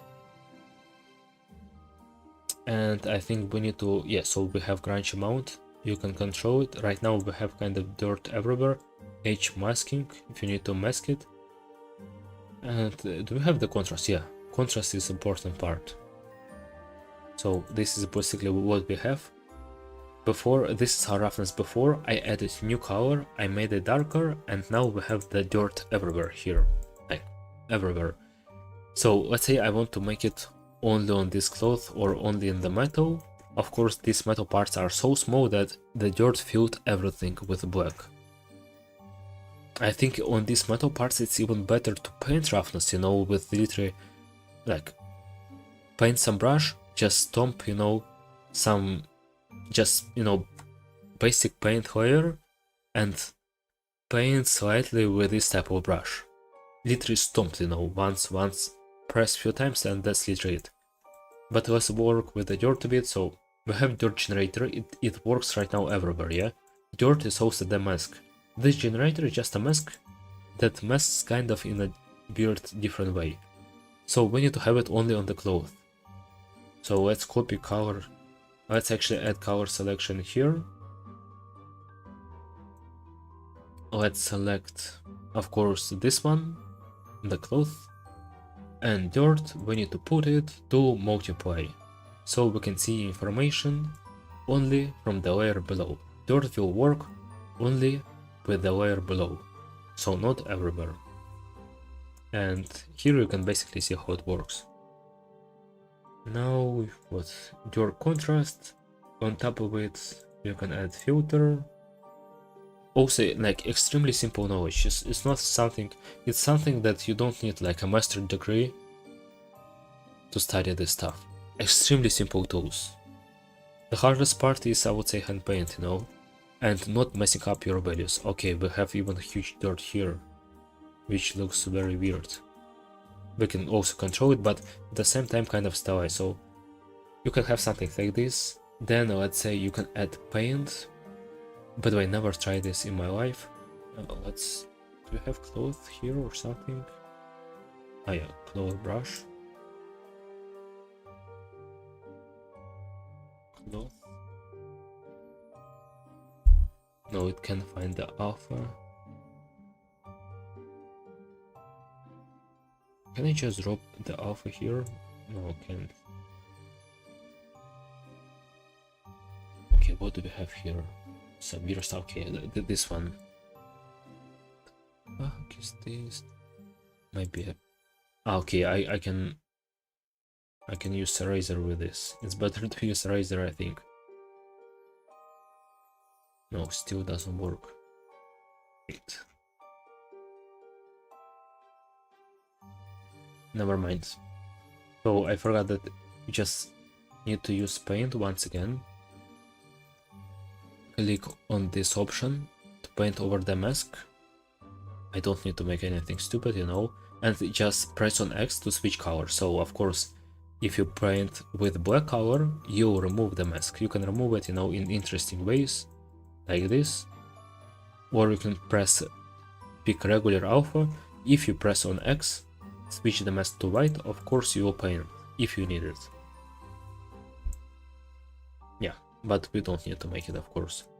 And I think I wanted just to use regular, I forgot the name of it, sorry guys. Just regular alpha. It's extremely hard to find it. I think it, yeah, doesn't matter at this point, to be honest. So when you have something like this, you can play around, and of course you can change opacity. Like this is too much, I will change opacity, I would say like this, to have just a bit of the information on the top, a bit of information like this. Usually we add it on big metal parts, we add some grunges. On cloth we don't add much of the roughness. You also have it in Wayfinder, very nice example, if I found some good work. Darina, by the way, our mentor, who works in our school, she worked on Wayfinder, she showed it as well. But let me check like what exactly what I tried to find. Yeah, this one I think. This guy? Yeah. So it has very extremely slight info, like, let me check. So yeah, like on top, even though this information or additional information on the normal, sometimes they only have it in the roughness. So this could be also only roughness and also roughness and normal. You can see, even though this is extremely detailed hand paint, they still have some small noise on top. In my opinion, maybe if in the game like your character is close up, it will work it. But you know, it's kind of overdoing it. Like, it's already too good, you know, and you're already adding this. To be honest, you can only see it on the render, I think. In the game, maybe, you know, sometimes people go crazy, like game developers, they go crazy, especially big ones. They need the best quality ever, like to push the quality as much as possible. Yep, that's basically it. And if we go to material, that will be it. Then we need to create metallic map. For this, let me check. Actually, yeah, for this I can have metallic. I can add new fill layer. Metallic is just black and white map in most cases and in stylized textures. Choose metal, change it to metallic. Yeah, I will filled everything with black because like metallic is just black and white map. Everything white will be like way shinier, it will be just a pure metal material.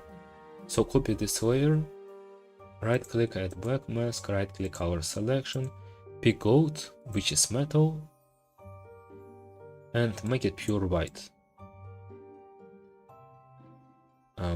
Why can't I see it? So do we have color? Oh no, we don't have color selection here. Yeah, something like this. And that's literally it. This is how it will look in substance. In my opinion, metallic, too much of it can destroy the look of the texture. It can, like, if your game requires like full metallic, full one, you don't need to add too much of the hand paint details, because most of them will just be destroyed and you won't see them. Metallic will make everything too dark. Anyways, we go to File, Export Textures, Material. We need to select right now only metallic roughness, and we need to save it, of course. That's it, guys. We're almost 1.5 hours, I think, in the live stream. I'm already kind of tired, but we can continue with rendering, I hope. Let me know what do you think. For some reason we have more people here. Welcome everyone. Yeah, we basically we went through the entire process and also through hand paint as well. Right now let's open Marmoset. Start with rendering, and I will explain the most basic rendering principles. Have you tried using stylized filter in the end? No, never. I mean, I saw it. Doesn't look good.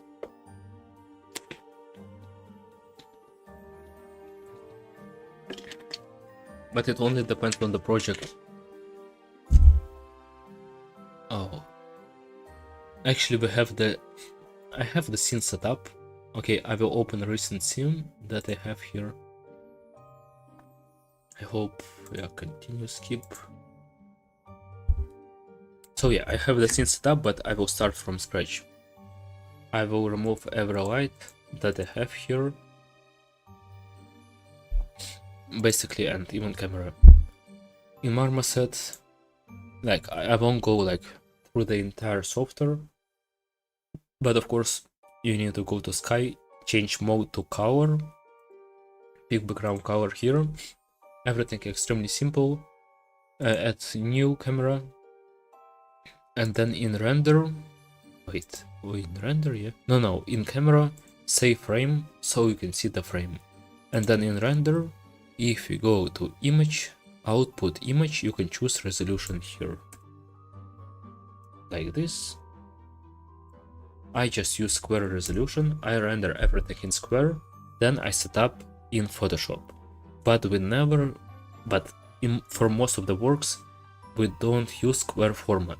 Square is the worst design shape if you think about this. It's equal on the both sides. But doesn't make sense, like, if you want to make something interesting in terms of design, it should be different.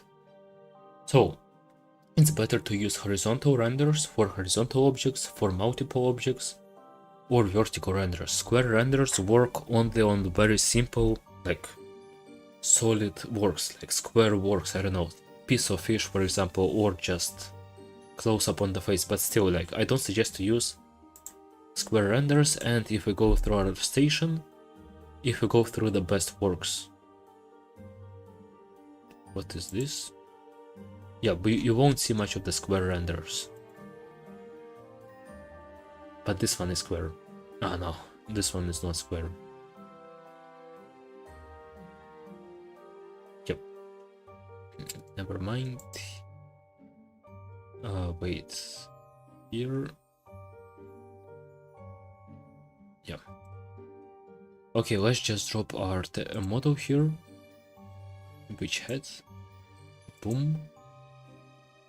Then, of course, we need to drop the material. Oh yeah, I already have it here. I need to stop it correctly, I suppose. So, first of all, we have sky. Maybe we can increase the brightness of it a bit.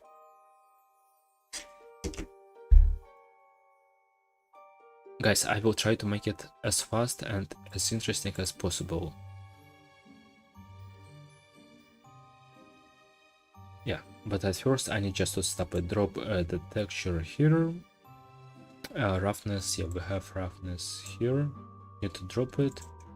Metallic, wait, do we have metallic? No, we don't have it. I know we have here. Okay. Metallic as well. And what do we have here? Metallic looks extremely bad for me. Like, if I add just any kind of light, you will see that it literally destroyed. Oh wait, I forgot to add normals. Sorry for this, guys. Of course, we need to add normals from the maps that we baked. And this is basically how it will look like. Make sure you have it correctly. So, just in case, like, flip the white channel.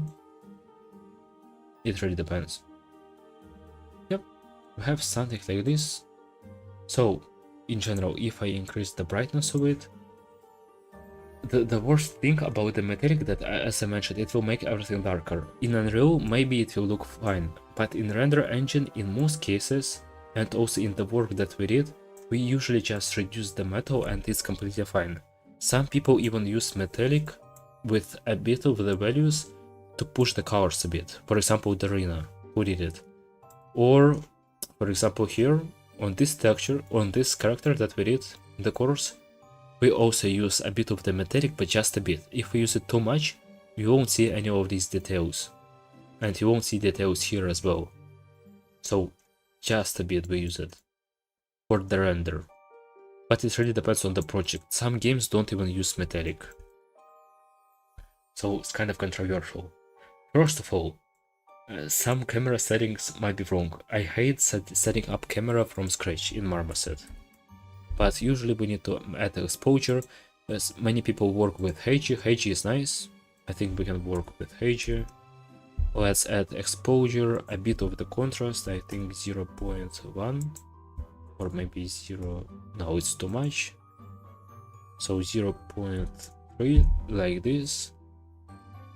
And we need to add a bit of sharpen, don't add bloom, don't add vignette like this. Grain, just don't add it, keep background simple. I would say that's it. And first of all, we have our field light. It shouldn't be like too bright, like this, it's fine. Then we need to actually cover our object, we need to break our object with light. And with light you can literally like cover the entire object. It's like separate art, separate technique. You can have small lights to indicate some parts if you want to emphasize it. Lights, you know, some light, let's say green light from here. This light will have, like from this side, it will be a bit different. If you play around with light enough, you'll achieve like good results. But let me talk about different principles. So first, in every software, guys, doesn't really matter, Blender or Marmoset, you will have spotlight, you will have area light. So this is like a spotlight that we have right now. I like to use it sometimes. It's literally spot. If you want to put something on the spot or indicate some part, you can have it. Let's leave it like this, but you never leave it on the pure white color. Change it. Oh, it's first time that I see something like this. Okay, change it. What's happening? Yeah, change it to something yellow, a bit like this. Not too much, just a bit, because every light in our world is warm and shadows are cold. Hello, Vinicius. Yeah, I think a bit late. But it's fine. I think we'll have recording. Maybe. No, we'll have it. Okay, press on OK. Then we have directional light. The most common, as I think. By the way, it was like a long time since I render anything in Blender, in Marmoset. But I'm just trying to explain principles, like you don't even need to be a professional render artist if you just play around with the lights a lot and understand some of these principles. So the worst thing that you can make is kind of lead the entire object like this and make it kind of flat. So I added directional light here. It's kind of light, kind of like a sunlight, similar to Blender, I suppose. Yeah, but it shouldn't be like this. I suggest to increase the brightness to the maximum, so you can see what parts are lit. And only then we need to add volume to the object. We need to actually have logical volume from one side to another, not kind of from the bottom. So this could, like, not like this. It's weird placement of the light. We need to have our main light. This one also weird. So let's just rotate it a lot until we get something. Okay, even something like this might be fun, but I don't like placement of the light here. I want it on this side only, you know? This one weird. Damn, it will take some time, guys. Okay, at least something like this. With this type of stuff, we filled this kind of information with light. So if you just see, if I increase this light, I'm kind of painting. Basically, I kind of fill only this part if I need it. Oh, then increase the emitter, of course, to make it softer, and add a bit of the volume. This is only one light. We can add multiple lights like this. But the important part on your object is to have clear light and shadow separation. So not everything should be like lit up. And here, let's also make it warm like this. We're getting slowly, guys, you know? Already something. At least something. Let me check. To be honest, sometimes I find even Blender, Marmoset is great, of course, for lighting. And extremely simple. And also I'm noob in Marmoset. Some people, you know, they have light like this. Actually, Darina have extremely simple light setup. I need to learn from this. I just spent a bit more time doing this and playing around with this. Maybe lead this part a bit more. Sorry guys, it might take some time definitely. Right now I'm just trying to kind of fill the surface with light. It's not even a point light, I'm just filling the surface with warm light in general. And wait, in most cases I actually work with linear. Never mind, let's work with Heiji. By the way, metalness, no, metalness is fine. And then what can we add? Just once again, add another light source. Let's add it literally on the top to give a bit more on the focus only here. I like to actually, yeah, as I mentioned, I wanted to have one part in the shadow, only this part. I don't want the light that will point, you know, straight directly to the object. Sometimes I can even have light that will point, for example, only for this part to emphasize it.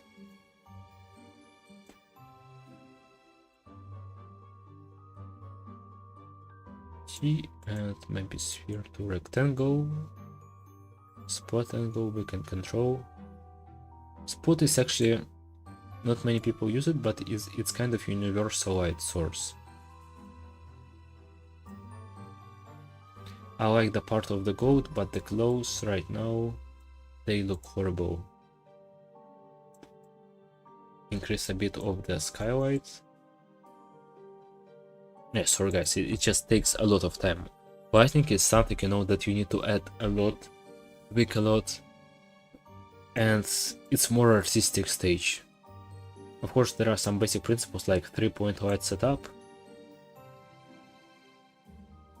but usually it doesn't work like extremely nice. But this is, for example, it works kind of like a main light here.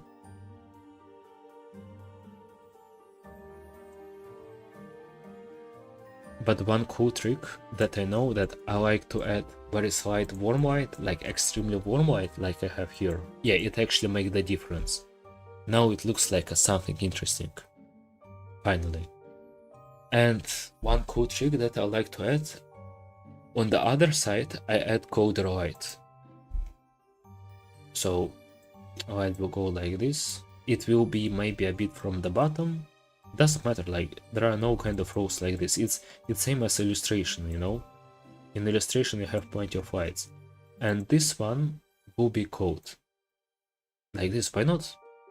And you can see how artistic and interesting it can look. I like to add it on the opposite side like this and just reduce it a bit. And then, for example, yeah, maybe rotate it a bit more.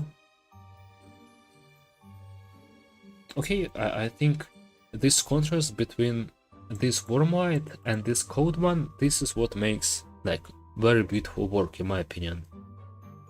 To break down the logic, we have skylight.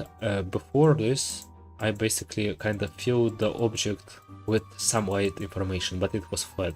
Then I kind of have the main light. On the opposite side, I had a bit of the blue. If we kind of rotate it, and right now, if we add directional light, and let's say we add rim light. Rim light is something that can separate the object from the background and just make the look a bit more interesting. So increase the diameter a bit of the rim light. You can also add different layers of the rim light, and in most cases, wait, rim light should be like completely different color, like this. It should be very saturated. In this case, I like how the yellow looks. If we increase it, wait, or even if we rotate it more, we can have some interesting results like this, like very cool. This part looks very nice. I like how it looks. Maybe, yeah, we can have it a bit like this.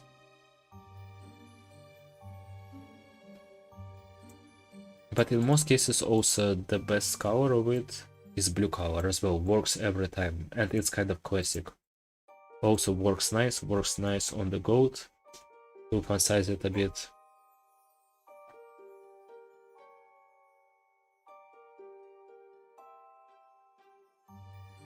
We can have it, if we increase the diameter, we'll have it a bit. Guys, let me know what do you think. My phone just, my phone just dead. Yep. By the way, Oля, how many people do we have right now if you're watching this? Oля is our manager. And if you have, by the way, any questions about the school, just feel free to message on this link. This is our official WhatsApp. Just a WhatsApp. Oля is also a 3D artist. She completed 3D character art course, by the way. Yeah. And she's working also as a 3D artist. So just feel free to message her and ask any kind of questions.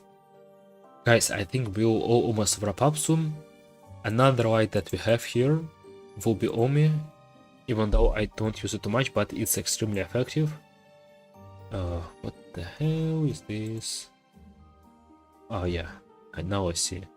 So, okay. This is basically Omi. It can brighten up. Just a small light. But where I can control, like, oh yeah, I forgot that with Omi, we actually need to move it a lot. And yeah, this is how it works. It works like a lighter, just point light where you can place somewhere. Sometimes you can place it on the eyes of the characters. You can place it to emphasize some part, let's say this part. You can see I just made it way brighter. And by controlling diameter and placement of the light, you can, for example, add accent like this. Or let's say, make it way warmer. And this is basically how I will texture this stuff. And how I will render it. Basically the entire principles that we have. By the way, also we have one rim light, which is, damn, everything feels too soft. Now I don't have harsh shadows. So I will go to my skylight, I will remove it a bit.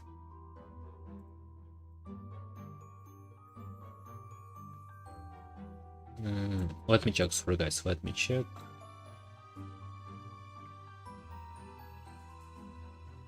Yeah, so it really depends. It really depends on what result you like. And I think also pure dark background doesn't look as good. If I kind of change it to something called blue, the entire image also will look a bit better. And if you want to render unlit texture, of course I will still definitely set it up a lot. I will add a lot here, lights, maybe tweak it a bit. And also you can go to camera, contrast, let's add more of it. Yep, something like this. So this is our material. We can copy it to create unlit renders. And for this, we'll need to change it to unlit, we'll need to apply it, and we need to remove every light that we have here. It's better to add it in the folder. Ideally also remove roughness. Metallic, we don't need it actually. Like this. Remove roughness as well. Normals doesn't really matter. So this will be our unlit texture. And also it works completely different. Like the visual look will be completely different from PBR render. So sometimes you need to check like the properties of the camera, guys. So far, yep, looks like this. Okay guys, let me know what do you think. I try to kind of break it down. We have, by the way, workshop. There I set up the light a bit better. In the course also we set up light a bit better, but I just try to explain the basic principles. The most interesting and the hardest part was actually like hand paint.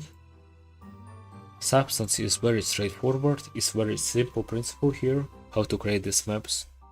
And I think that's almost it for this workshop.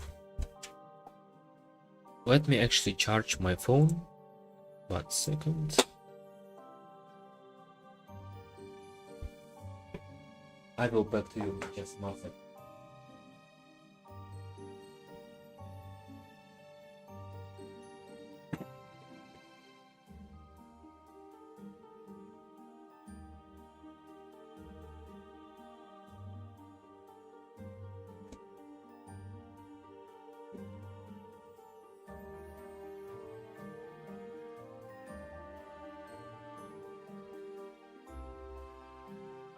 Wait, yeah.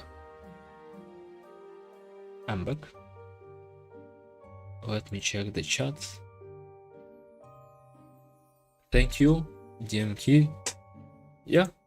By the way, guys, like, feel free to share this workshop because it's like almost a 2-hour course that will kind of, so you can share it with your friends or in Instagram if you find it useful. Like, this is the best thing that you can make, just so your friends can avoid most of the mistakes. Like, it's just about the mistakes that you can make during your journey. That's it. Yeah, that's only about this. For example, when you explain someone like about the color base or hand paint details. And guys, yeah, feel free to also check other YouTube tutorials. That will be useful.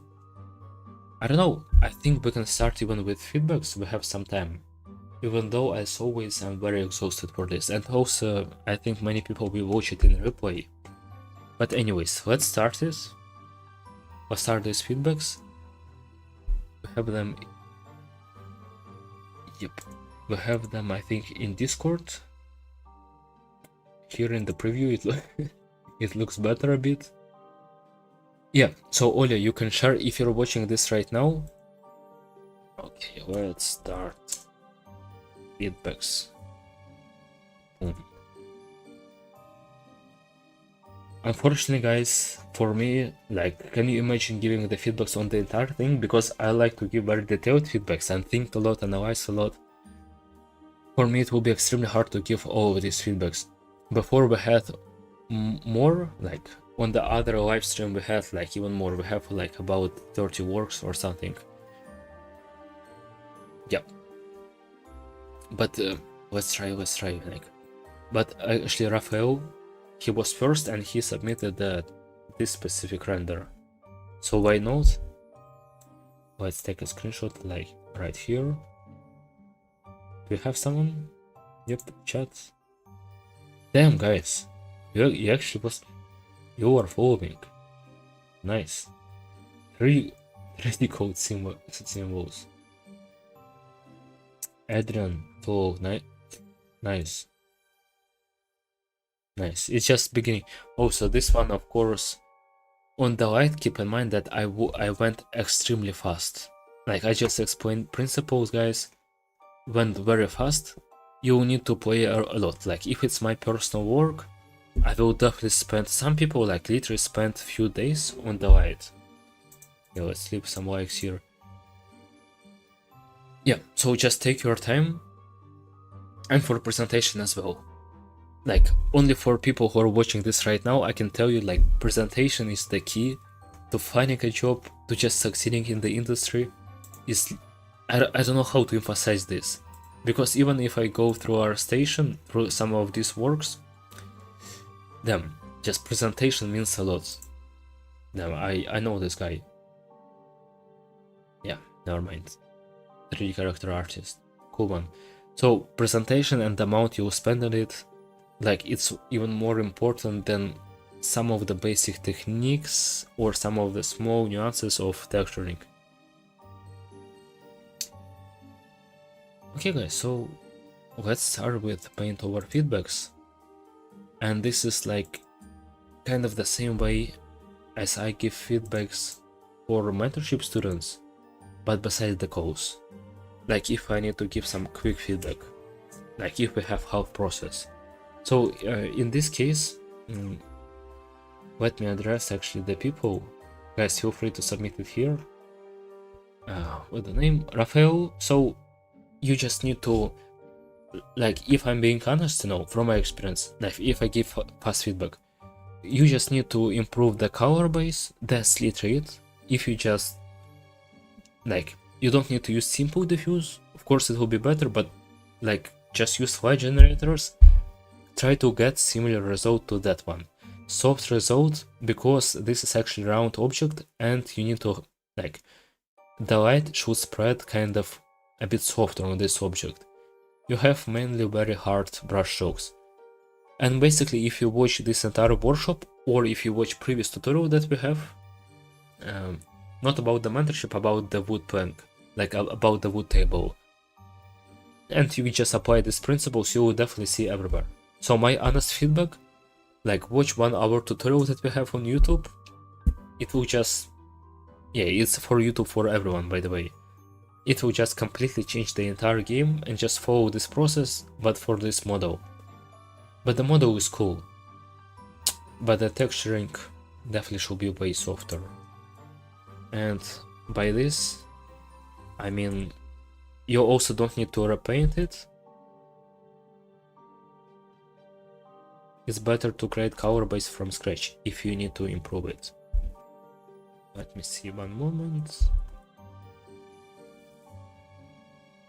I mean, for example, if you have something like this, you'd never add brush strokes, hard brush strokes like this.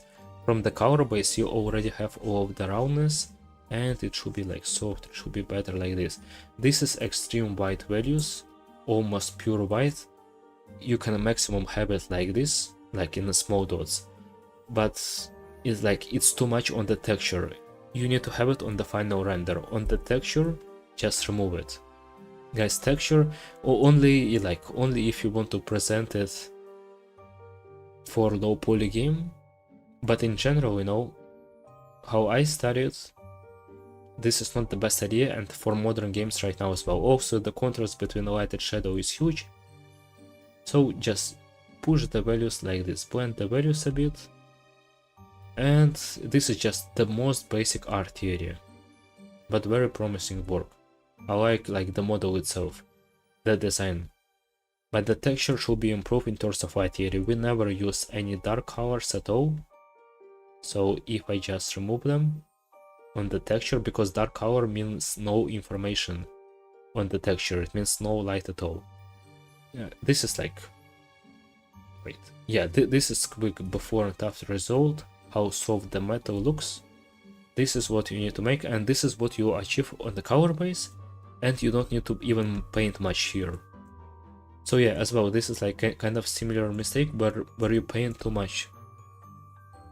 Also, tiny lines, patterns that you can improve, all of them should have a meaning, all of them should have a direction. And they should be like a bit chunkier, I would say, like this. If you add yellow, like kind of rust or orange patterns, either it's like, it can be like a solid blending on the metal, but also you can see I just removed the contrast here, dark contrast. Or you can add it in the parts where you have ambient occlusion, because rust, like this, it will be only in these parts. Let's say rust like this, it won't be like here on the surface. So you can also blend stuff like this. Yeah.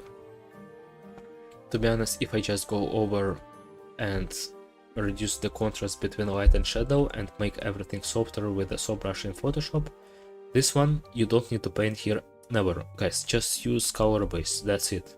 This information you should have in the color base, you don't need to paint it. Boom. That's what we have. Just result will be way softer. Because we have many people, I think we can move on. Maybe a bit on the portfolio. Yep. Presentations completely fine, even though I don't like the background. I suggest to keep the contrast in the background is too much. I suggest just to keep the basic background, This one takes a lot of attention, the logo takes attention. Usually people, like even professional artists, they don't add any logos, only for projects.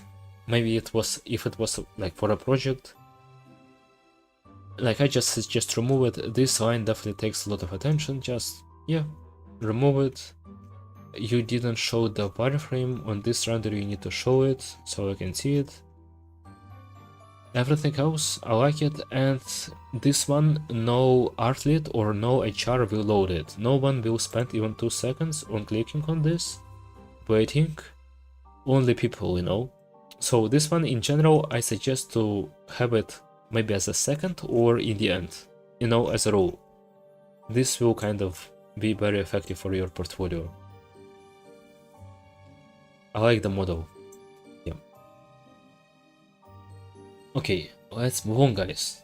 Let me know if this feedback is too harsh or not. Or is like, or it should be like this. Yep, see you, Adrian. I think I replied a bit late.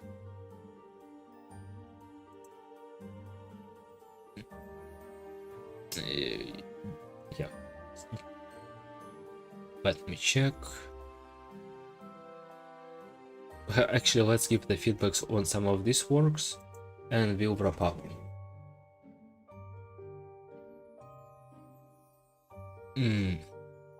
Sculpt. I just need to see the pipeline. ZBrush Blender, no substance. Guys, by the way, if you're watching this right now, I'm not sure if you're watching, maybe in replay, the same thing. To be honest, the same thing. I think if I apply simple diffuse on top of it, the result will be completely different. Right now, if you're aiming at Wayfinder style, hand paint should be readable. Literally, this entire thing that I showed, this is exactly Wayfinder style. People like, it's not kind of even the style, it's like first you learn how to paint patterns, stylize patterns, how to create like this basic color base, and then like you can exaggerate patterns, you can blend more colors, but in general hand paint is the same. Style just differs a bit, not too much, but principles are the same. This is not the way with texture. We have too much of the procedural noises here, materials, noises that take attention, bright colors everywhere. I just suggest to follow, you know, it's like very simple. This is also a very nice model. As well, you know, sculpt is good. But texture, guys, that's important just to pay attention. Like texture can unfortunately ruin everything. But the sculpt is great, the model. And yeah, I suggest just to go over like the free course that we have on YouTube and actually on the videos, on recent videos. It will be just way more effective than me, you know, explaining how to make it from scratch completely. You know, I'm just like, with years of experience, I'm just being honest. And yeah, you will be surprised how simple it is, because this one seems like a very complex texturing with a lot of noises.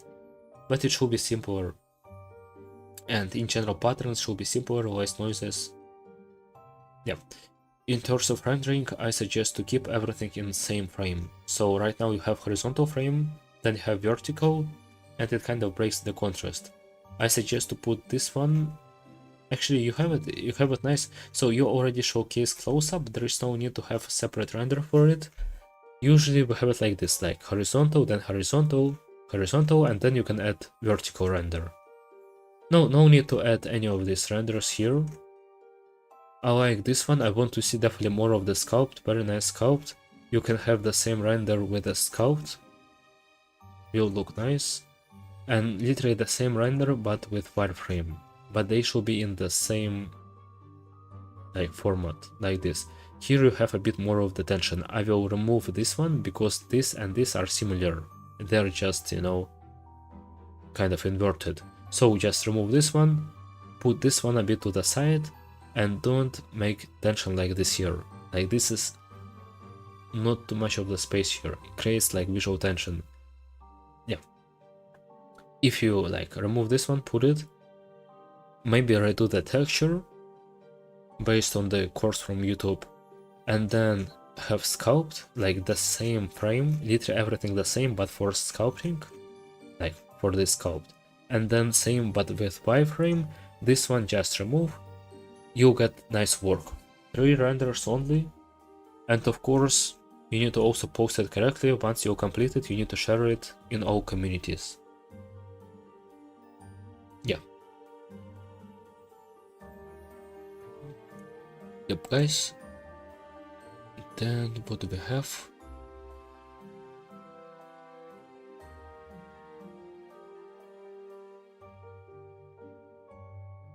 Nice.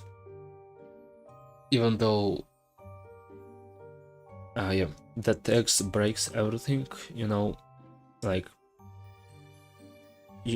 wait. So you post it in our station, you don't need to add any text, any kind of logo. You have one here.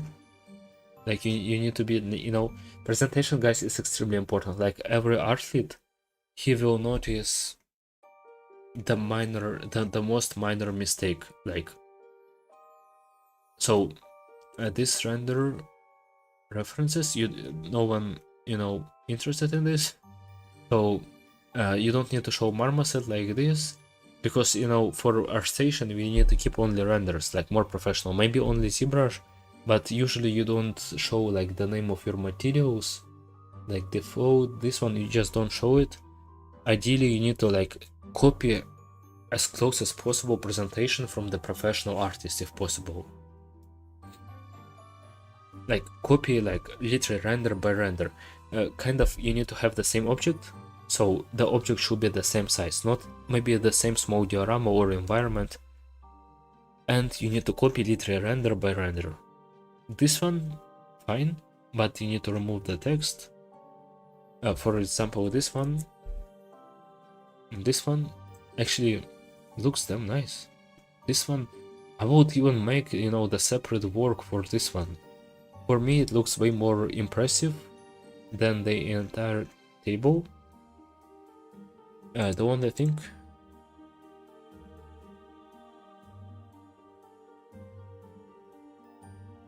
you can just increase the contrast in Photoshop or in Marmoset quickly. I think it, you know, you just had to add a bit more of the contrast. But I like this model. I like how it looks. Background, maybe background could be a bit darker, sculpt. And also the approach on texturing, you need to change it completely for stylized texturing. But this one, like as a PBR model, for me is fine. To be honest, if you posted this candle separately, if you presented like a minimalistic candle, let's say like you did here, this one, or let's say you have the same horizontal render where you showcase this render of the candle from a bit different angles, and then you showcase this one only with wireframe, even though this is not, you know, this is not typical wireframe render. Like we have usually wireframe renders with unlit textures, maybe with clay sculpting like this one. So we kind of have, you know, standards in the industry. I don't suggest to kind of invent anything, just copy what you have on our station. And of course you need to copy the recent works, not the old ones. So if you present it separately, then for example render for wireframe, and then render where you showcase, let's say, UVs, or maybe breakdown of the process, only 3 renders also will be very nice. Work only for candle, and sometimes it's better to start with the small props than like with big diorama, you know. Yep. We don't have like, we have just in general portfolio, like at the work here. This one. Okay, nice. Let me see what work. This one from mentorship. I'm not sure. Of course I can feedback, because something I don't like here, the hue gradients. I mean the style of the Warcraft, but if we think about Warcraft style, it looks good. Like if you think about low poly style, but one thing, because this one, like from the different mentorship, it's a bit rude like to give, you know, honest feedback on this. One thing, like just to push it a lot, you can definitely just increase the contrast, you know, that's it. It will look way cooler. And also increase the contrast for specific parts, especially for crystals. Maybe make them even brighter. Oh wait. Yeah, especially dark contrast if you take a look at this.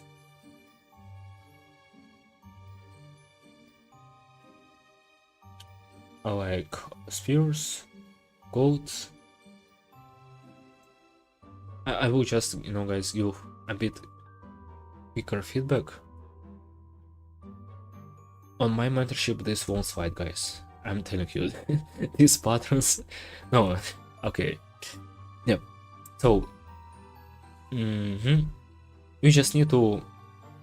So, keep in mind that if you add any kind of brushstroke like this one, these are all details that you have. You either have very soft details like soft gradients or hard ones. So I will just pick it and I will literally cut it like this. Let's say.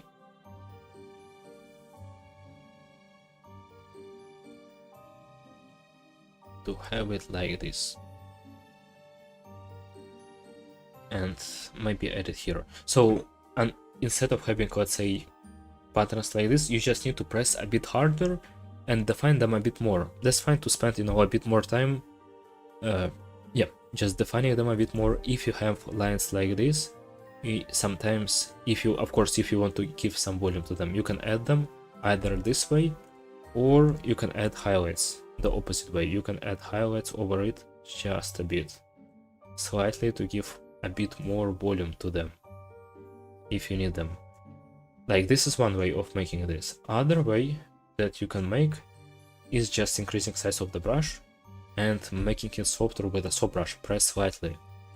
So doesn't matter which way, this one or this one, you just need to remove unnecessary brush strokes. Same, literally same for this one. Like, for example, here you just need to press harder, that's it. And for this one, let's say you can press softer. And this is basically how it will look.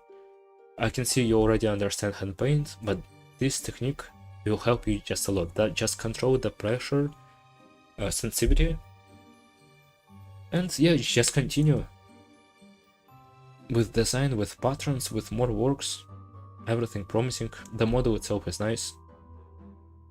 Here a bit more of the contrast. Just add a bit more also soft brush in your pipeline like this. This one should be a bit softer.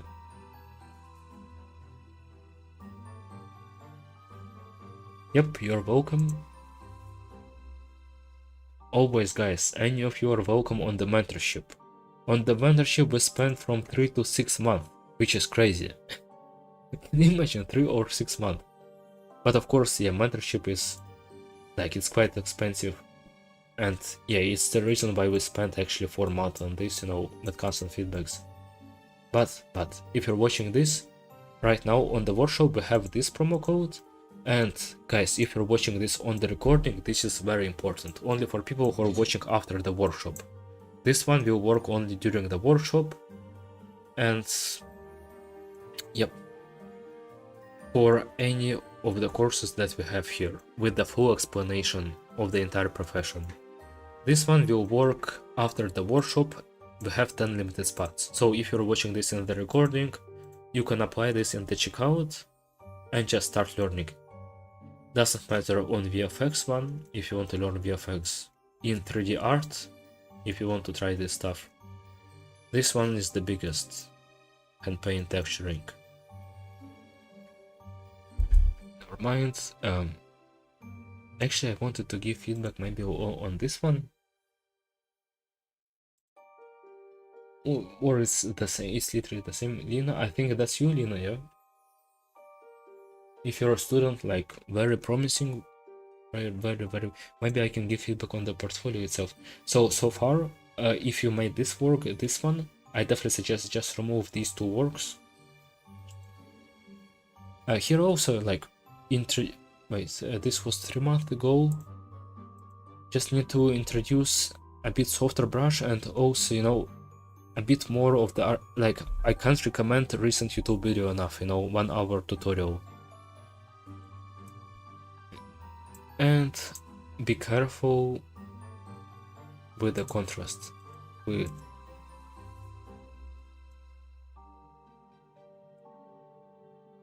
especially with the black color. Usually, like, even from the color base you won't have it, so you don't need to have it in the render or in the texture.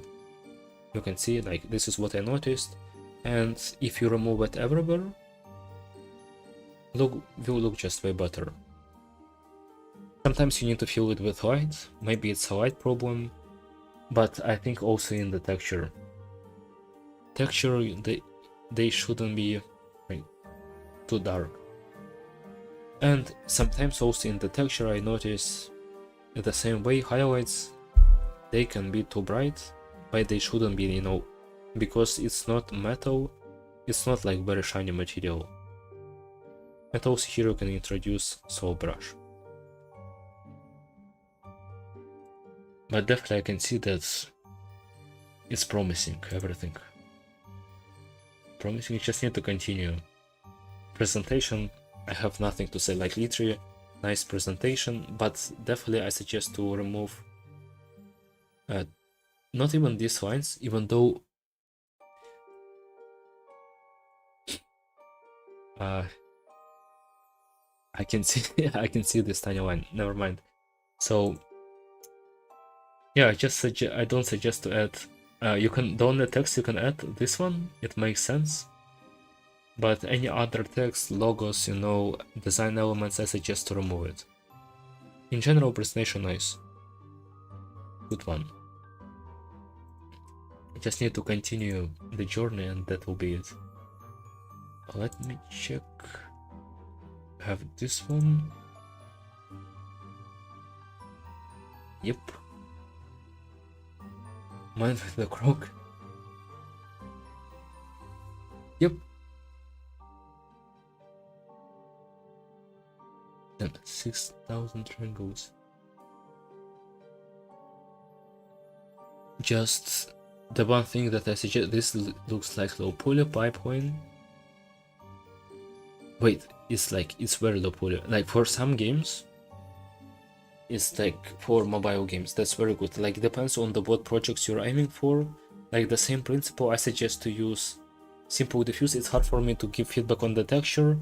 Rendering, you have like, make sure to add at least a ground here. If you present the works, don't add any vignettes.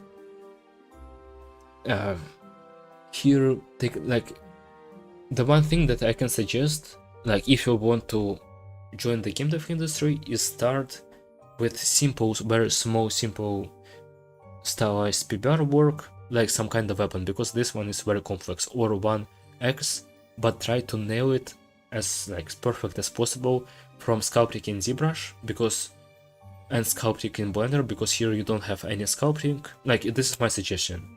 If you want to just do your stuff for your own game, for low poly, the only thing that you can improve here is texturing. In Blender also we have like tutorial in Blender, use OcuPaint, fill colors the same way, and then just add subtle hand paint details. There is too much of the noises, for example here, a tiny noise, like this one, or even this one, it doesn't work on stylized shapes. When you have stylized big shape and you have tiny noise, realistic one, it doesn't work as good. Yep, it depends on your goals, I'm just being honest.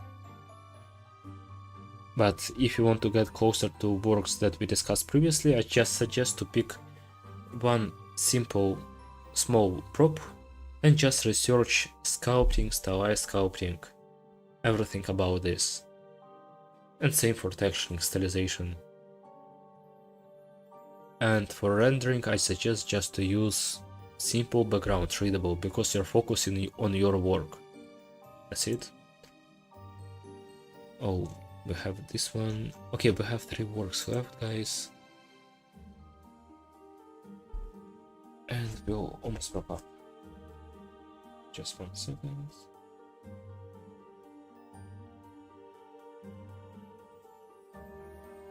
This livestream will be legendary, one of the best ones that I made.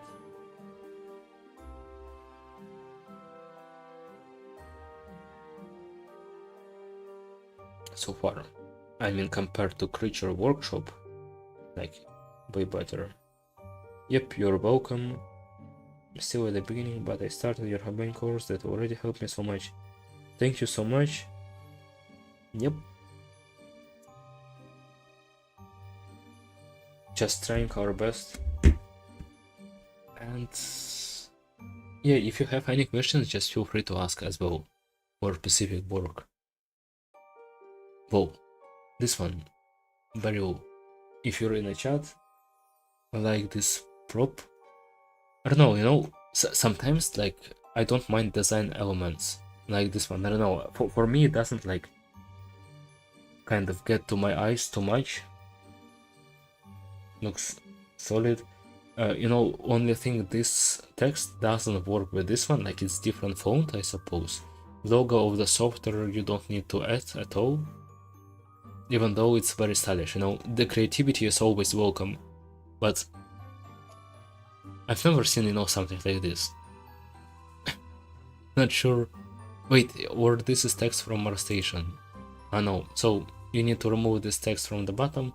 To be honest, I suggest to keep like simple renders, remove these design elements, also take too much of the attention, even though it looks cool, you know. But yeah, it's sad, but it's not professional, you know, guys. It's just sad. But creativity is always welcome. It's already a good thing, you know. I've never seen something like this. I like the logo of this one. You can leave it just lit, and maybe even make it gray, so it doesn't like gets too much of the attention. The attention should be on your work. Hard to give feedback. Sculpt, fine. Even though on sculpting, I will break the edges just a bit more. I like this one, like, damn. I like this part. I don't like this part, like, compared to this one, yeah.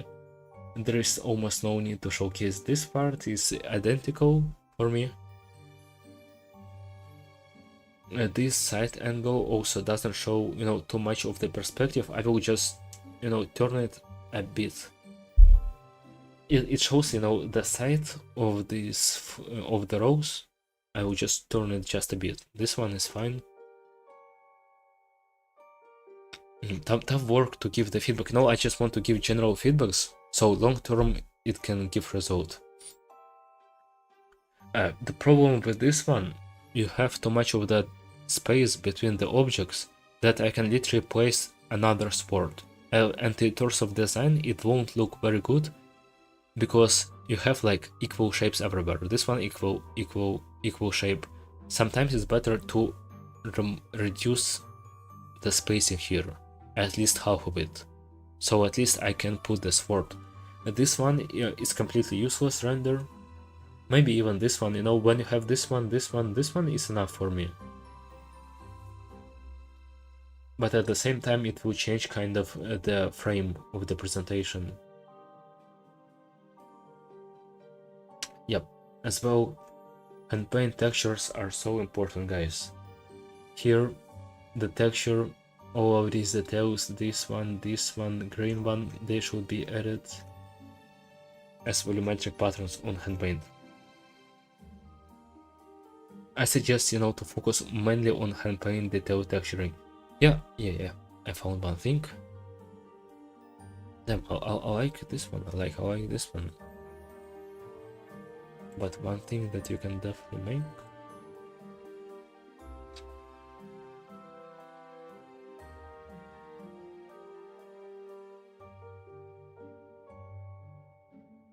We even charge me.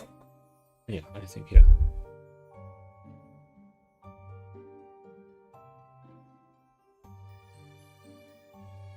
So.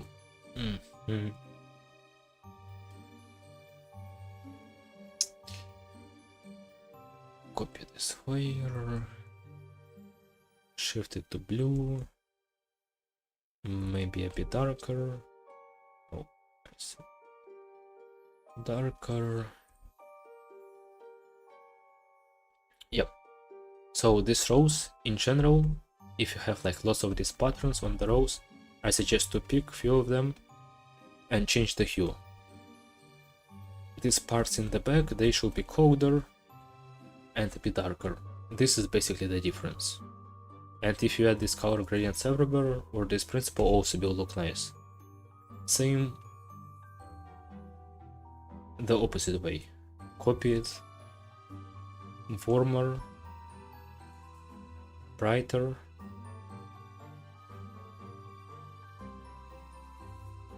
Add it here. Only on these top parts. Now let's compare. Yeah. This is how you can push it.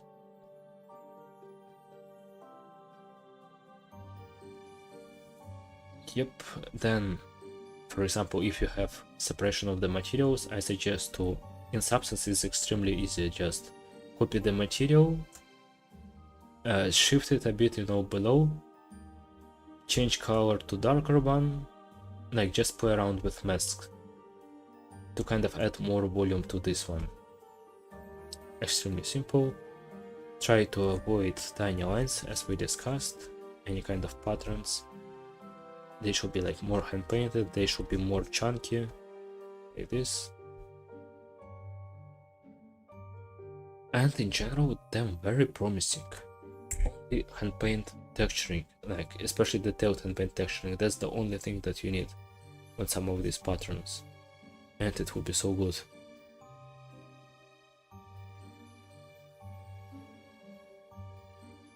Like, I hope it helps, small tips, but it's classic. I like this one, like, don't have much complaints on presentation. Too much of the renders, the only thing, guys. Sometimes not useful to add too much of them. Like this one, like I already see, I already see the wireframe, no need to add. Wait, or what is it? Oh yeah, blockout, yeah. Just don't add it. Or the best thing you can make is process breakdown. You can showcase blockout, sculpting, color-based texturing, rendering, like break down the process in one slide. This way people will like your work just to save it, because it's interesting.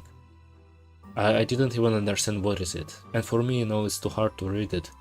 Art lead or art director will spend like maybe 5 seconds on your work or portfolio, and that's it. Also, this one, just remove it, hand paint, nice. No need, to showcase the process this way. Too many of the slides for me. Crazy, I can't focus. This one also just remove. Nice. And references, we don't need to show them in any project. Maybe, wait. Yeah, I see. But in general, as I mentioned, very promising. Especially like you have one work here, it's also good like technique just to leave the best work that you have. Oh, but guys, we have 3 works left. Boom. Eric, never saw your work, but I see that you made it from our course, one of them. Damn, I already see like it's a good hand paint. But of course could be pushed, like this one I noticed. What, like if you're watching this already have advice, especially on the demonstration. Yes, thank you. Tarek, by the way, are you watching right now? Because like it turned out that every person like who submitted is watching. Let me know if you're watching, so I can understand what work to give feedback. Also, I like this one, I like this work, extremely good. Maybe like you can even retexture this one, like the anatomy looks damn nice. This one extremely, like if you retexture it, render in PBR, like if we'll have mentorship, this is the first thing. I will just pick this work, we'll properly retexture it fast, render it, post it, we'll add ground, presentation. I mean, these works are way epic than this one. even though these are seems recent. Yeah, I will just, guys, give fast promising, also promising. But one thing, always check your contrast and brightness, guys. This is no joke. Because you spend time on it. Yeah. And enough of the contrast can literally like destroy the whole presentation like this. Basically light contrast. The best thing, sometimes you have blurred eye, compare it from the phone, watch it maybe 1 day later, ask someone. Yep. Just take a look at this. Now different work. And background for me is too much, this noise is too much. Simple background will be way better. Boom. Also increase it too much of the space. Left. You know, use less space in the background, that also takes attention. And I will, wait, first of all I will remove it. And I will also crop it a bit from the top, from the bottom. From the top and the bottom you can crop it, but from the left and right you need to have more space. So now what do we have? Magic, guys, magic, you see? Well, okay, I'm getting crazy already now after 3 hours. But great work.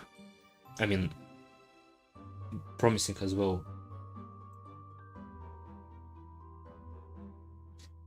And I like this part. Texturing for this as well, like try to be very careful with tiny patterns and with the contrast between them. I mean with tiny lines. Most of them should be like chunkier, like this. You can have different layers of patterns, like this pattern can go towards this one, they can break the surface this way, and I think you just need to blend a bit more of the brush strokes. You're on the right way, just need to add a bit of the literal painting, you know, and get to use, you know, blending colors a lot, and maybe even researching painting techniques just a bit more. So this is just blending colors a bit, you know, and continuing these patterns. So sometimes, of course, no, I like it, but sometimes you need to blend this one. Yeah, you have bright lines everywhere, so you outline everything with bright lines, but you can have it in general, you know, in our world. It won't look like too organic or realistic. Sometimes you don't need to have them, sometimes you need to hide them, because light source can come only from one way. You can have it like this. So maybe just remove it or make it a bit less brighter in some places like this. You can add white line that will go like this, you know, everywhere. About painting stuff like this, simple. Introduce also soft brush with selections. So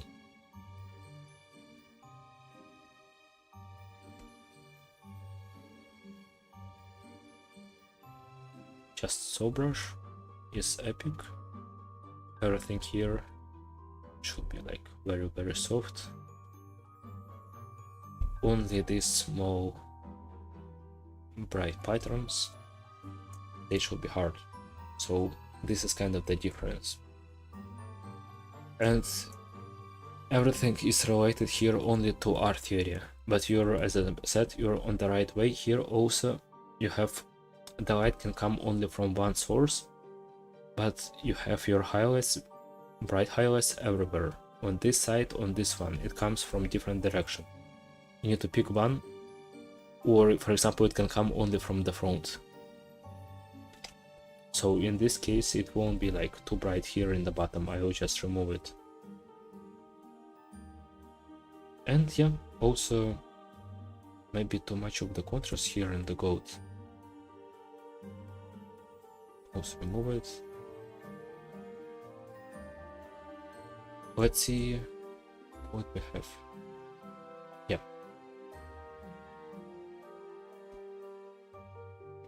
Also, just a bit, just reduce the dark contrast and dark colors here. Like even on the handle, you'll see how more organic it will look, because light, it spreads equally all over the surface. You can have bright highlights and then light just stops, and then you have dark spots. No, it will just spread equally everywhere. And like dark colors like this, it means no light at all, but it's not possible in our world.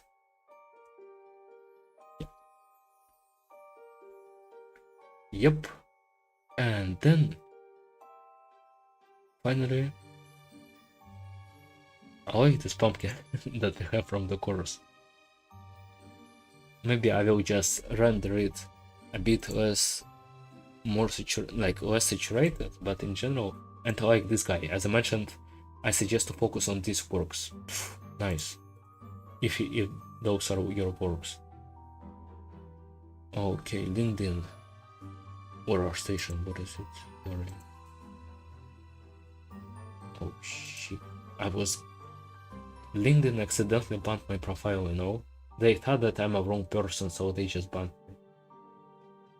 Okay, I can give feedback on this one.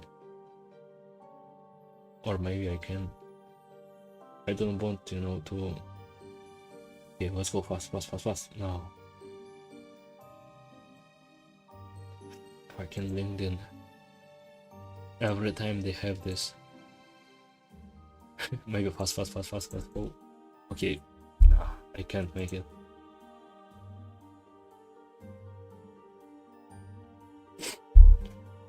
Yeah, I will just give feedback on this one.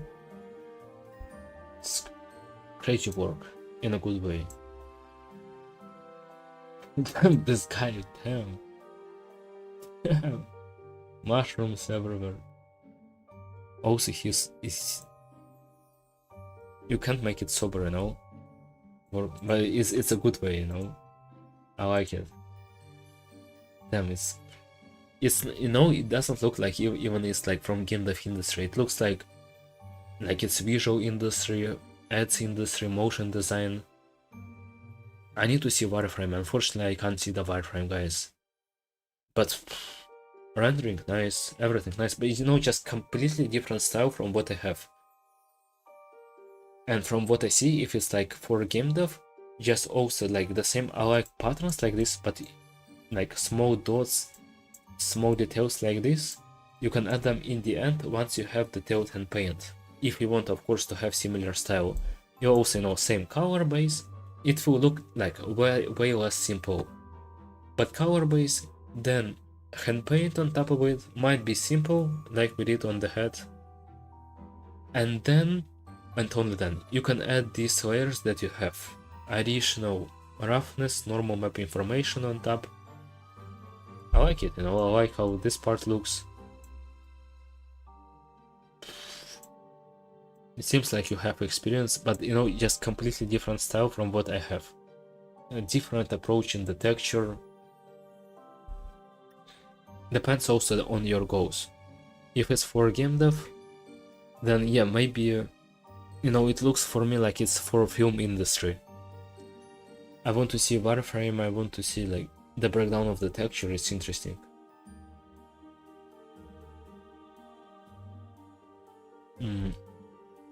But I suppose on the texture here as well, I can see many dark spots. Maybe it's also in the rendering, but on the texture, like we discussed previously, any dark information like this one, try to remove it. Oh, wait. Like this one. I mean, completely different. Different details here, like in modern stylized textures, of course, we don't add too much of the noises, but looks fun, guys. That's the thing. Sorry, hard for me to feedback on this one. Depends on your goals.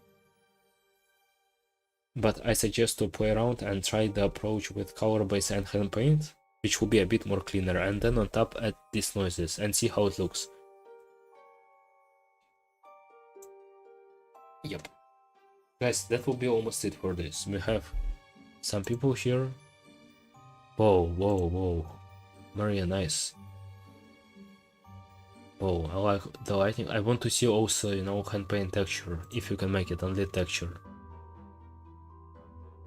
Because on the lightning I went pretty fast. Something like this looks cool, you know. I'm just being honest. And for you guys, you can just feel free to submit also on lit texture. But, you know, the whole point of it is to learn something. That's it. You know. And we'll wrap up the entire workshop soon. If you're watching this in the recording, we have 10 limited spots with this promo code only for this live stream. And yeah, I would say that's it. By the way, this is basically what's included in some of these courses. Like, these are only a few of the videos on pizza, on texturing. Like, if you don't have any questions, I'll just show this stuff and we'll wrap up. But so far, cool. Also, lately I didn't went too much. I didn't post much in the community, much YouTube tutorials, because we're working a lot on additional videos for this one and for other one. Just first I want to nail the product as good as I can, if possible, you know. And then I will make more workshops, more interesting stuff. Okay guys, I think that will be it. Oh, I see it. Nice. Maybe I can give... I mean, it's like literally the same principle. This one, you know, was made in the hurry. If you spend just a bit more time defining each line, like this one, pressing somewhere harder, somewhere and blending this, that will be it. For the last tip, I suggest in hand paint, if you want a very detailed one, of course there are levels. Sometimes you can just spend lots of your time by picking, let's say, wait, yeah, right here. So even you can detail this part a lot. For example, you can add highlight here, add as many brush strokes to make sure it's possible, define even this inner part with shadow, define a bit highlight below. Now if you need extremely detailed hand paint, remove some of the tiny lines here. But sometimes it's not worth it also, you need to keep this in mind. Something like this. But actually, you know, I spent not much time on it. This is very soft object, it's hard for me to give very detailed hand paint example. But even for the crack, let's say if you want to make perfect crack also, just need to add some extra touches like this to make the silhouette ideal, let's say. Or to make the ideal fold, ideal clothing. This part, the most mistake that you can make, you can add highlight everywhere, here and there, but you only need to add it only on one side, where the light will come from. And I usually add it like this, to kind of break it, so only on this side. Kind of like this. Yep guys, that will be it for this workshop. Thank you a lot for watching. All of the information will be in description. You can also message us on WhatsApp if you have any questions, or in Discord. We also have chat and we have recording. Feel free to share it with someone who just need help with this process, and that will be it. It was, you know, unexpected workshop. That's why not many people joined, and it's fine, you know. Thank you guys a lot for watching. See ya.